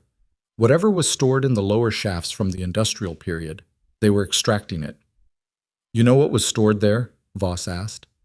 "I know what my father told me. He worked the mine." Sarah's voice stayed level. "He said the lower shafts were sealed in the 1980s because the survey teams found materials that the government didn't know how to classify. He said the men who sealed them came from outside the region and didn't speak the local language." She looked at Voss. "He thought it was industrial waste. He was probably wrong about that." The silence that followed that sentence was the kind that happened when people in a room were recalibrating simultaneously and nobody wanted to be the first to speak. Hayes looked at Callahan. Callahan was looking at Voss. Voss was looking at Sarah with the focused attention of someone who had just received information they'd been looking for from a direction they hadn't expected. "Sarah," Voss said carefully, "did you ever go into the lower shafts yourself?" "No, they were sealed, properly sealed, not just closed." A pause. "But I watched the contractors bring materials out. I photographed what I could." She reached into the pocket of the borrowed clothing she was wearing and produced a small device, a compact camera, old model, the kind that took physical memory cards, and set it on the table. Nobody moved toward it immediately. The object sat there with a specific gravity. 7 months of observation, Sarah said. Dates, times, volume of material extracted, personnel counts, equipment notation. She looked at Voss. "I didn't know who I was saving it for. I just knew it should be saved." Voss reached out and picked up the camera. She turned it over in her hands. Then she looked at Sarah with an expression that had something in it Hayes hadn't seen on Voss's face in either of their previous professional interactions. "How old are you?" Voss asked. 16. Voss set the camera down. She looked at Callahan, who was looking at the camera, and then at Hayes, who was looking at Sarah. "She documented a covert extraction operation over 7 months," Hayes said. "From concealment, alone, while surviving on a mountain in an active conflict zone." He paused. "You asked where she learned to shoot. The question I'd be asking is where she learned to do all the rest of it." Sarah looked at Hayes. Something moved in her eyes that she controlled before it became readable.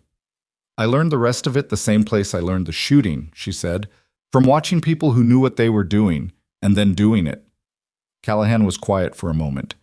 Then he said, "The mine complex, the materials they were extracting. We need to know everything you know about what you observed." "I'll tell you," Sarah said, "but I want something first." The room adjusted. Voss said, "What do you want?" Sarah looked at her hands for a moment. Then she looked up. "My village. What happened there? The people who did it." She looked at Callahan. "I want to know that what I give you is going to do something about that. Not filed somewhere. Something." Callahan held her gaze. He didn't answer immediately, which was itself an answer of a kind. A man who gave instant reassurances in situations like this was a man who was managing you rather than talking to you. The pause meant he was taking the question seriously.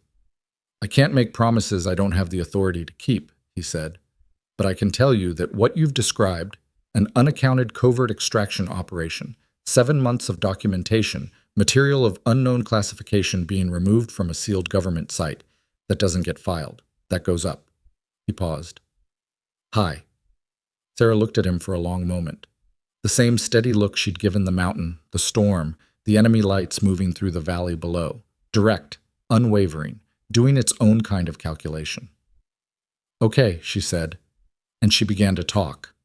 Hayes sat outside this debrief room for 40 minutes, while Sarah's voice came through the door in the low, even cadence that he'd memorized by now.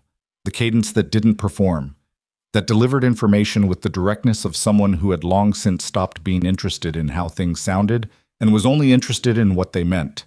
Reyes came down the corridor and sat beside him. Neither of them spoke for a moment. "Barker's in surgery," Reyes said. "Doc says he'll keep the leg. Says it was close." Hayes nodded. "He walked it," Reyes said. "All of it, on a leg that was apparently a lot worse than he was letting on. He always walks it." Another silence. "The shot she made," Reyes said. "I was there. I had the angle on it." He stopped. Then, "I've never seen anything like it. In 15 years, in every environment I've operated in." He stopped again. She didn't hesitate. She found the gap, she calculated, and she fired, like it was a training range. A pause. "And then she moved off the position before I could even process that she'd done it." Hayes said nothing. "I had her wrong," Reyes said. "You were operating on incomplete information. I was being an idiot." "That too," Hayes said. Reyes looked at the wall. "Where does she go from here?" Hayes didn't answer immediately. He looked at the closed door of the debrief room and listened to the low voice behind it, and thought about a 16-year-old girl with a camera and 7 months of documented intelligence, and a rifle she'd learned to shoot from a dead grandfather, and a capacity for survival that had nothing to do with luck, and everything to do with something that didn't have a clean name. "I don't know," he said, "but she can't go back." Reyes nodded slowly. "No," he said, "she can't." The door of the debrief room opened. Voss appeared in it and looked at Hayes. "She's asking for you," Voss said. Hayes stood and went in. Sarah was at the table, still in the same chair, but the camera was gone and a thick notepad covered in Voss's handwriting was on the table in its place. Callahan was on his phone in the corner of the room, his voice too low to hear, his expression the specific concentration of someone navigating a chain of authority toward a decision point. Sarah looked at Hayes when he came in. He sat in the chair Voss had been using and looked back at her. "They're going to act on it," she said. It wasn't quite a question. "Sounds that way. Your man Callahan, he doesn't say things he doesn't mean." "Generally not." She was quiet for a moment. She looked at the table. Then, "What happens to me?" Hayes considered the question. Not the diplomatic version of it, but the actual version. What happens to a 16-year-old girl from a destroyed village in a region that didn't appear on public maps, who had spent 7 months conducting what amounted to an unauthorized intelligence operation against a covert paramilitary force, and who had incidentally kept 8 Navy SEALs alive in the process? We figure that out, he said, but not tonight. Tonight I'm here. Tonight you're here. Warm, safe. He paused. When did you last sleep? Actually sleep. She thought about it. I sleep in intervals, 4 hours at a time usually. That's not actually sleeping. It's what the situation allowed. Hayes looked at her for a moment. The face that was younger than the eyes, the scar on the jaw, the hands that were still in her lap, slightly raw from the cold and the climb and the months before. It's going to be different now, he said. Not easy, but different. She looked at him. Something in her expression asked a question she didn't put into words, and he understood the question. How do you know? You've been here 8 hours. You don't know me. And he understood that she was right to ask it without asking it. You saved my team, he said. Every one of them, including Barker, who's in surgery right now and is going to keep his leg because we got here in time to get him out. He held her gaze. We don't forget that. I don't forget it. A pause. That's not nothing. She was quiet for a long time. Outside the room, Callahan's low voice continued its navigations through the chain of authority. Then Sarah said, The rifle. What about it? They took it. When I came in. She didn't say it with accusation, just fact. It was my grandfather's. Hayes stood up. He went to the door and opened it and found a junior staff member in the corridor. 40 seconds of conversation later, the staff member went somewhere purposefully. Hayes came back and sat down. It'll come back to you, he said. Sarah looked at him. The question in her expression was different this time. Not skeptical, not challenging, something younger. Something closer to the age on her face than the age in her eyes. How do you know? She asked. Because I just told someone to make it happen, Hayes said. And when I tell people to make things happen, they generally make them happen. Something moved across her face. It was brief, and it didn't resolve into any standard expression. Not a smile, not relief, not quite either.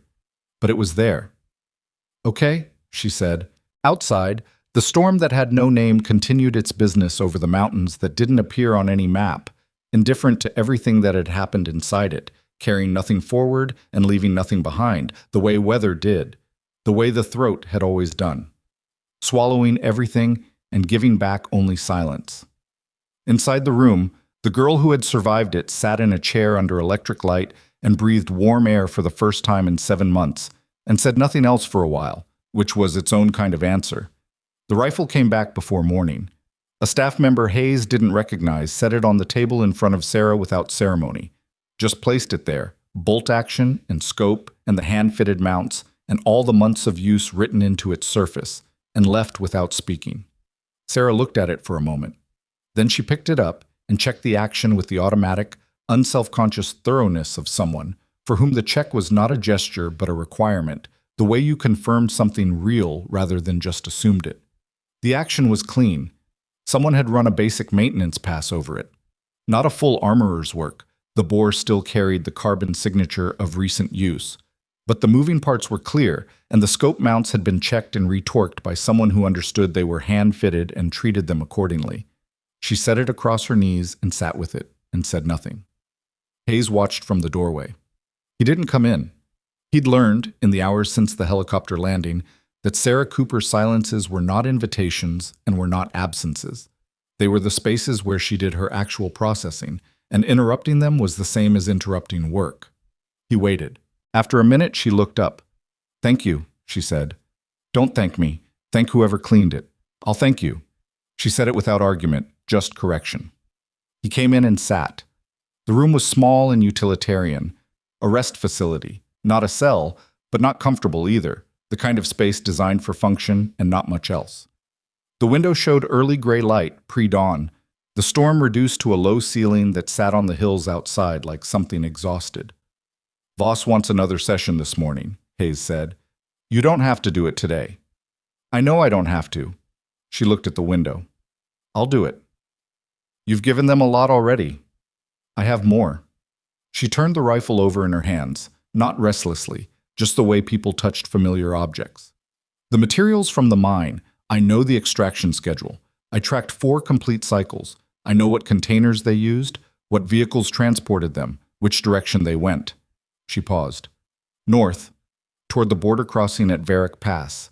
There's a secondary road that doesn't appear on civilian maps. They were using it. Hayes looked at her. You're going to want to lead with that when you see Voss. I know. She glanced at him. I've been thinking about the order of what to give them. What matters most first.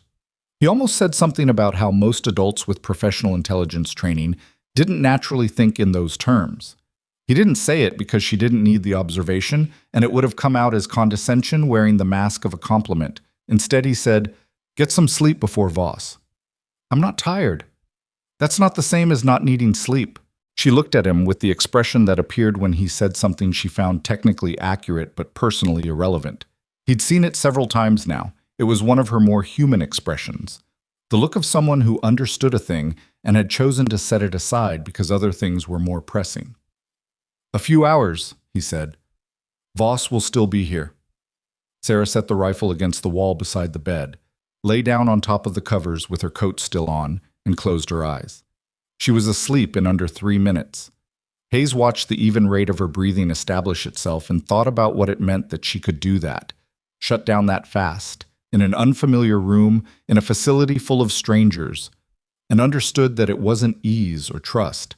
It was exhaustion so deep and so practiced that her body had learned to take what was available when it was available regardless of conditions, because conditions were never going to be ideal, and waiting for ideal meant not sleeping at all.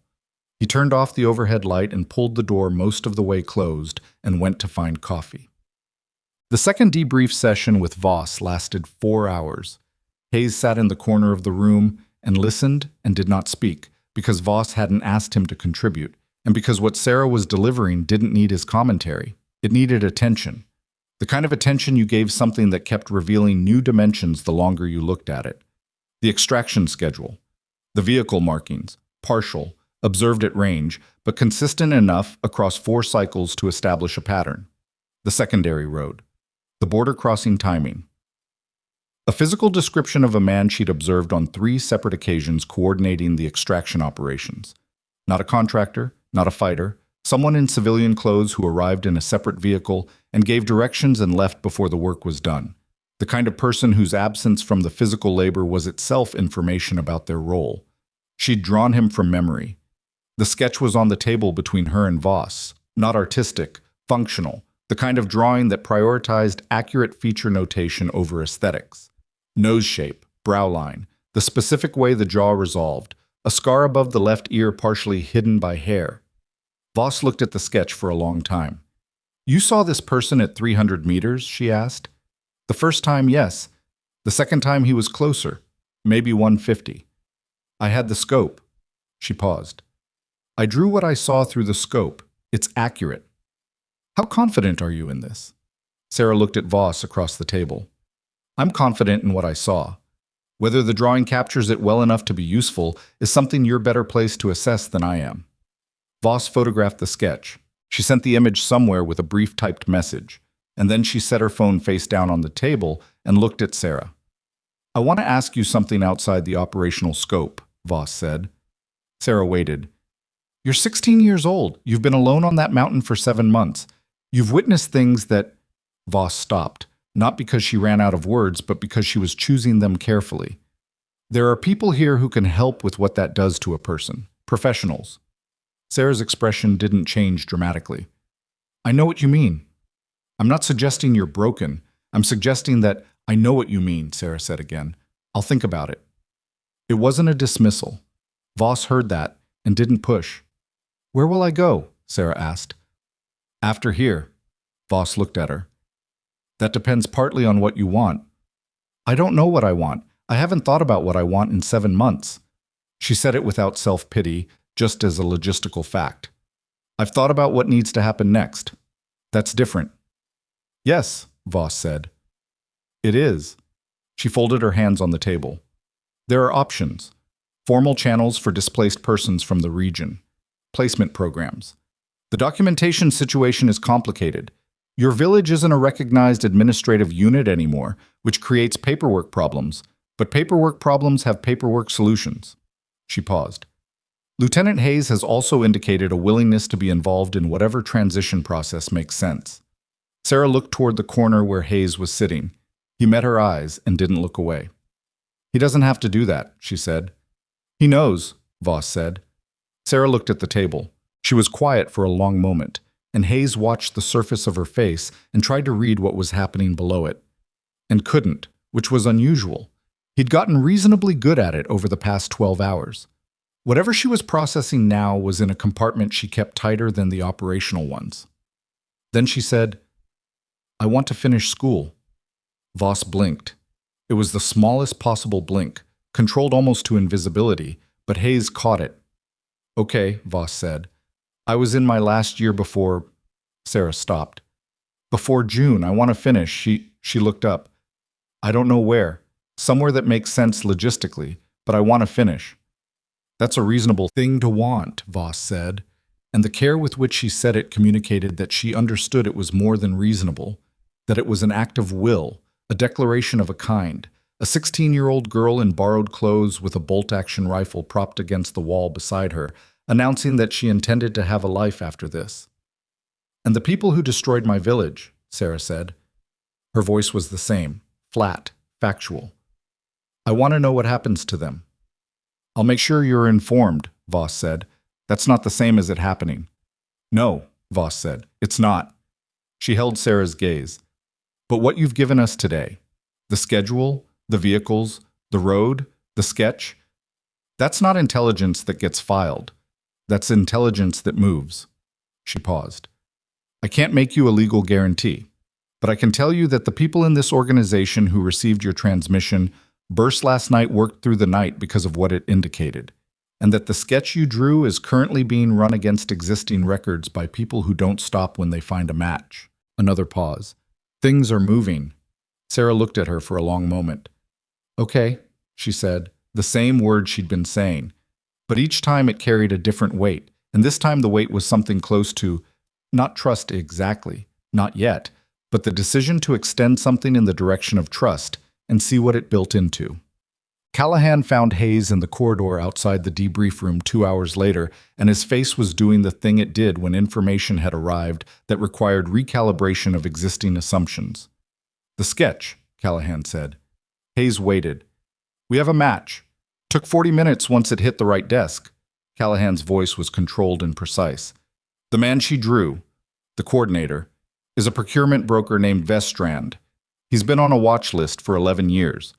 3 separate operations over the past decade have tried to locate him and lost the thread each time. Callahan looked at the wall for a moment. A 16-year-old girl with a scope and a notepad just gave us a better identification than 11 years of active pursuit. Hayes said nothing. The road she described, the border timing, the vehicle markings, we cross-referenced everything. It's consistent. It's better than consistent. It fills gaps in existing intelligence that we didn't know how to fill. Callahan looked at Hayes. She wasn't just surviving on that mountain. She was building a case. She didn't know that's what she was doing, Hayes said. Doesn't matter what she knew she was doing. Matters what she did. Callahan was quiet for a moment. The extraction materials from the mine. We have a preliminary assessment based on the container description she provided. Not confirmed, but preliminary. He stopped. Callahan. Chemical precursors, Callahan said. Industrial-era stockpile. The type sealed in that mine in the 1980s for reasons that were never formally documented. He let that sit. If Vestrand's network has been moving that material for the past season, we have a problem that is significantly larger than a paramilitary operation in an uncharted mountain range.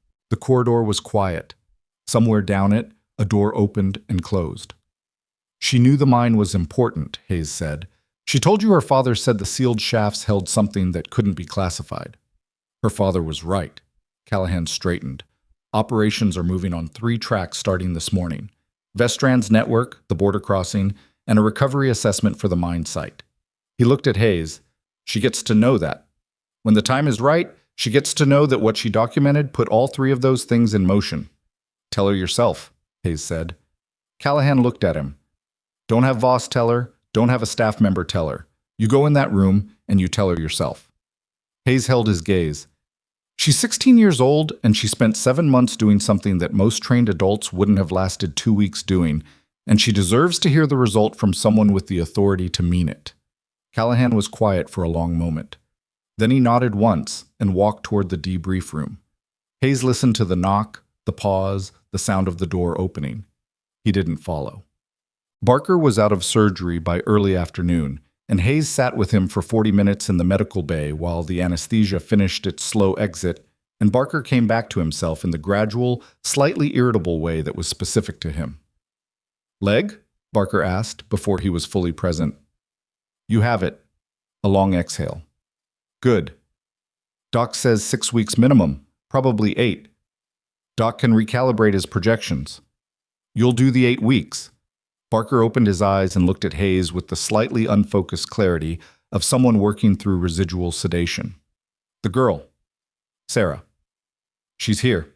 She's okay. She make it to the extraction?" "She made it to the extraction. She made it through 2 sessions with our intelligence desk. She made it through a medical check, and she slept for 4 hours. Hayes paused. "She's doing better than most of us." Barker was quiet for a moment. Then, "I heard the shot. On the north slope, when Reyes went back down with her." He looked at the ceiling. "I was at the center fin. I heard it through the storm. 1 report." He paused. "1. 1 was enough. 1 was exactly enough." Barker turned his head to look at Hayes. "I had her wrong. You and Reyes both. Reyes had her wrong longer. Reyes came around before you, technically. You were unconscious for part of the relevant period." Barker's mouth moved in something that wasn't quite a smile but was adjacent to it. "Tell him I said that." "I'll think about it." Barker closed his eyes again, his breathing regularized toward sleep. Just before it took him, he said, "Make sure she's okay, sir. Actually okay. Not just medically." "Working on it," Hayes said. He sat with Barker until the sleep settled properly. Then he went back out. Reyes was in the facility's small common room with a cup of coffee going cold in front of him, an expression that suggested he'd been sitting with one thought for long enough that it had worn grooves. Hayes sat across from him. "She talked to Callahan," Reyes said. "She did. He came out looking like someone had handed him something he wasn't sure he deserved to be holding." "That's about right." Reyes looked at the coffee. "I keep thinking about the cave. When she first came in." He turned the cup slightly on the table. "I was running threat assessment on a teenager in a white coat, and He stopped. "I was doing it the way you do it for an adult male with tactical kit. Like the parameters were the same." "The parameters weren't the same," Hayes said. "No, they weren't." Reyes was quiet.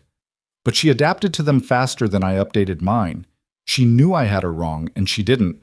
She didn't make a thing of it. She just kept doing what she was doing until I caught up." He shook his head slightly. "That's a specific kind of patience. Or she was too focused on keeping us alive to care what you thought of her." Reyes considered this. "Maybe both." They sat for a moment. "She wants to finish school," Hayes said. Reyes looked up. "That's what she told Voss, her first ask. Not safety, not money, not documentation. Finish school." Hayes looked at the table. "She had 1 year left." Reyes was quiet for a long time. Then he said, "Where?" "We're working on it. I know people in the settlement programs, placement services. If the documentation is the problem, I'll let you know." Hayes looked at him. "She's going to need time. She's not going to show that she needs it because she's spent 7 months not being able to need things and survive simultaneously, but she's going to need it." Reyes nodded slowly. "Yeah." A pause. "I figured that." The formal proceedings came 6 weeks later, in a room that was more considered than the debrief facility. A conference space in a building Hayes had clearance to enter and experience told him was where things got made official. Voss was there. Callahan was there. 2 people Hayes didn't know whose presence communicated institutional weight without requiring introduction. A legal representative for the displaced persons process, a slight woman named Ardlin, who had clearly reviewed Sarah's case thoroughly because she asked no basic questions and all specific ones. Sarah sat at the table in clothes that fit now. Someone had arranged that in the intervening weeks, along with the other arrangements, the settling of paperwork and processes, and the slow, grinding bureaucratic work of making a person exist in a system that hadn't previously accounted for her. She had the rifle in the case that had been provided for it, sitting on the floor beside her chair. She didn't go places without it yet. Nobody had suggested she should. The proceedings were formal, but not cold. Ardlin walked through the documentation, the establishment of Sarah's legal status, the recognition of her village's destruction as an actionable event under the relevant frameworks, the formal record of her cooperation with the intelligence process and its results. The results were considerable. Vestrand had been located and detained at a border crossing point 3 weeks after Sarah's sketch made its way through the right channels. The secondary road she'd described had been surveilled and 2 additional transports intercepted. The mine site had been sealed under a different authority with a different mandate, and the materials being extracted, confirmed as the preliminary assessment had indicated, were no longer moving.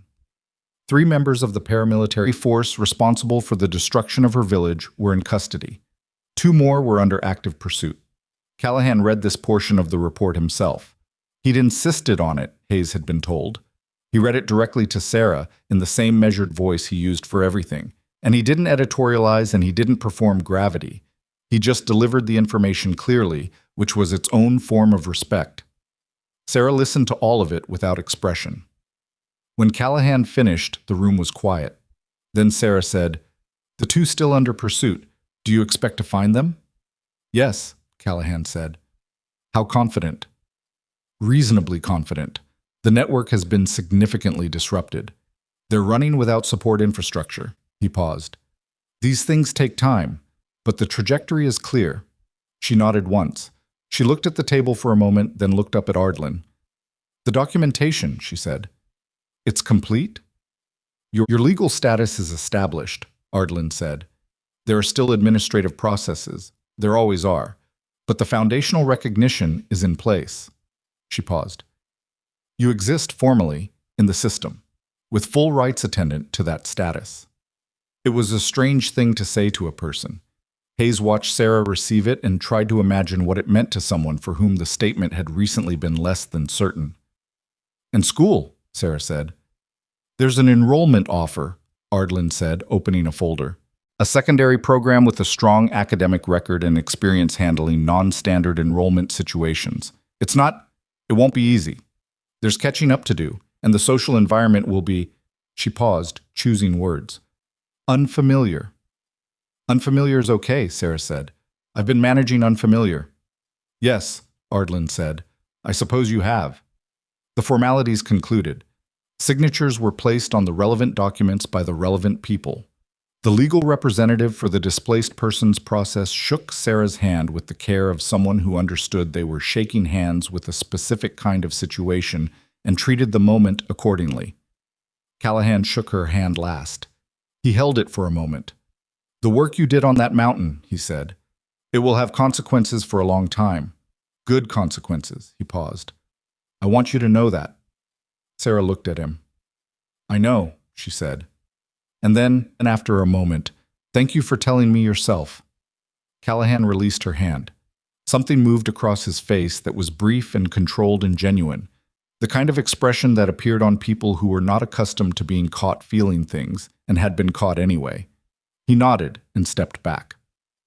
Hayes walked with her out of the building into late afternoon light that was gray and cold but clear, the first clear sky she'd been under since the mountain, and she stopped on the steps and looked up at it for a moment.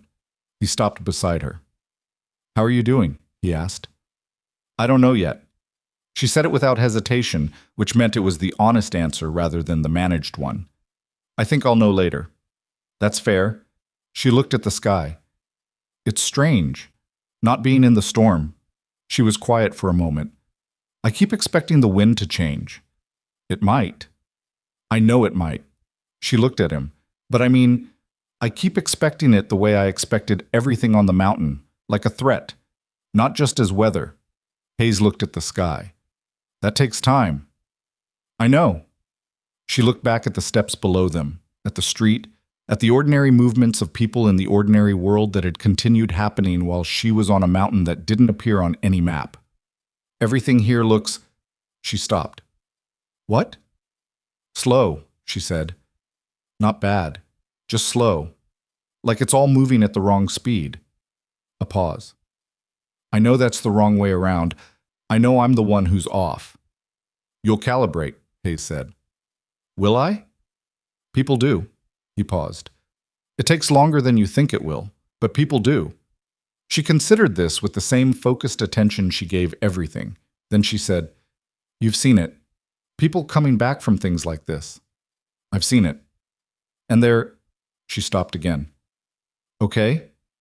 Some of them, he said, because she deserved the honest answer. The ones who do the work, who don't pretend they don't need to. He looked at her. You're going to do the work, I can tell. She looked at him. Because you know me that well after 8 days? Because I watched you do 7 months of hard things that didn't have to be done. Nobody made you track that operation. Nobody made you save those recordings. Nobody made you come out of the storm to help 8 people who had nothing to do with your situation. He held her gaze. You do things that don't have to be done when you decide they matter. You'll do this too. She was quiet. The afternoon light moved across the steps. Then she said, Reyes apologized to me. I heard. He didn't have to do that. No. He did it because he wanted to. She looked at the street. He said he'd had me wrong from the beginning, that he'd been operating on assumptions that didn't fit the evidence. She paused. He said it like a debrief. Very specific. What he assumed, what the evidence actually showed, where the assumption failed. A small movement at the corner of her mouth. Like a mistake report. That's Reyes, Hayes said. He processes things like an after-action review. I know, She stopped. I liked it. That he was specific about it instead of just saying sorry. She looked at Hayes. Vague apologies are just noise. He was specific. That meant he actually thought about it. He did. I told him it was okay. Is it? She thought about that. It will be, she said. He's... A pause. He came back down with me. To the ledge. He didn't have to do that either. No. So yes, she said. It's okay. Hayes nodded. They stood on the steps for another minute in the cold, clear air, and neither of them spoke. And it was not an uncomfortable silence. It was the silence of 2 people who had been through something specific together and didn't need to annotate it. Then Sarah picked up the rifle case and settled it over her shoulder and looked at Hayes. I should go, she said. Ardlin has more paperwork. There's always more paperwork. Yes. She started down the steps. Then she stopped and turned back. Hayes. He looked at her. The first shot. In the storm. When I came through to help you. She looked at him. Everyone laughed. When they saw me. I know. I heard them. I know that too. She was quiet for a moment. It didn't... She stopped, started again. It wasn't the first time, people underestimating, laughing. She looked at the rifle case strap across her shoulder. It probably won't be the last. Probably not, Hayes said. He didn't soften it because she hadn't asked him to. But it stopped, she said. The laughing stopped. It did. She nodded once. Then she turned and went down the steps into the street, the rifle case over her shoulder, moving the way she moved through everything, with the quiet, purposeful efficiency of someone who had a destination and intended to reach it. Hayes watched her go until the street bent, and she went with it and was gone. 6 months later, Hayes received a package. No return address he recognized, just a postmark from a city 3 countries from the mountains. Inside was a photograph, a school hallway, lockers, the generic institutional quality of secondary education anywhere.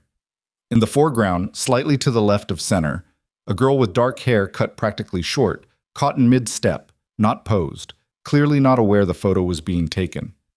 She was carrying a backpack and a stack of books, and she was looking at something ahead of her with the focused, forward attention that Hayes recognized immediately because he'd been watching it for 8 days on a mountain in a storm.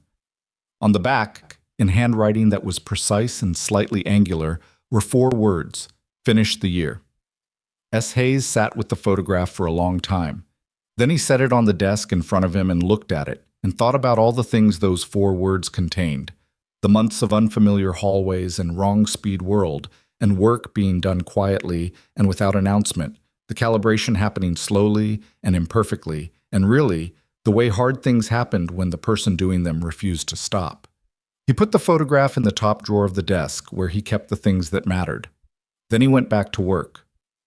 There is a kind of person the world consistently fails to see coming, not because they hide, they don't, but because the world has decided in advance what strength looks like, how tall it stands, what rank it carries, how loud it speaks.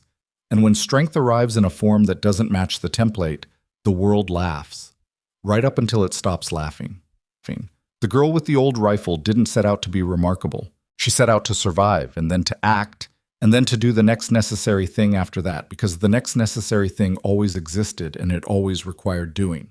She did this alone, in the cold, with no audience and no guarantee of outcome, for 7 months before anyone was watching. That is the part that matters. Not the shot at 1,100 meters, though that was real. Not the intelligence that broke open a network, though that was real too. What matters is the 7 months before the helicopter came, the daily decision, made in the dark, to keep going, to keep watching, to keep the camera, to not let what had been lost become permission to stop. The people who underestimate you are not always wrong about everything. Sometimes they're right about the odds. Sometimes the situation really is stacked. Sometimes the gap between where you are and where you need to be is genuinely enormous. But they are always wrong about one thing. They assume the gap decides the outcome. It doesn't. You do.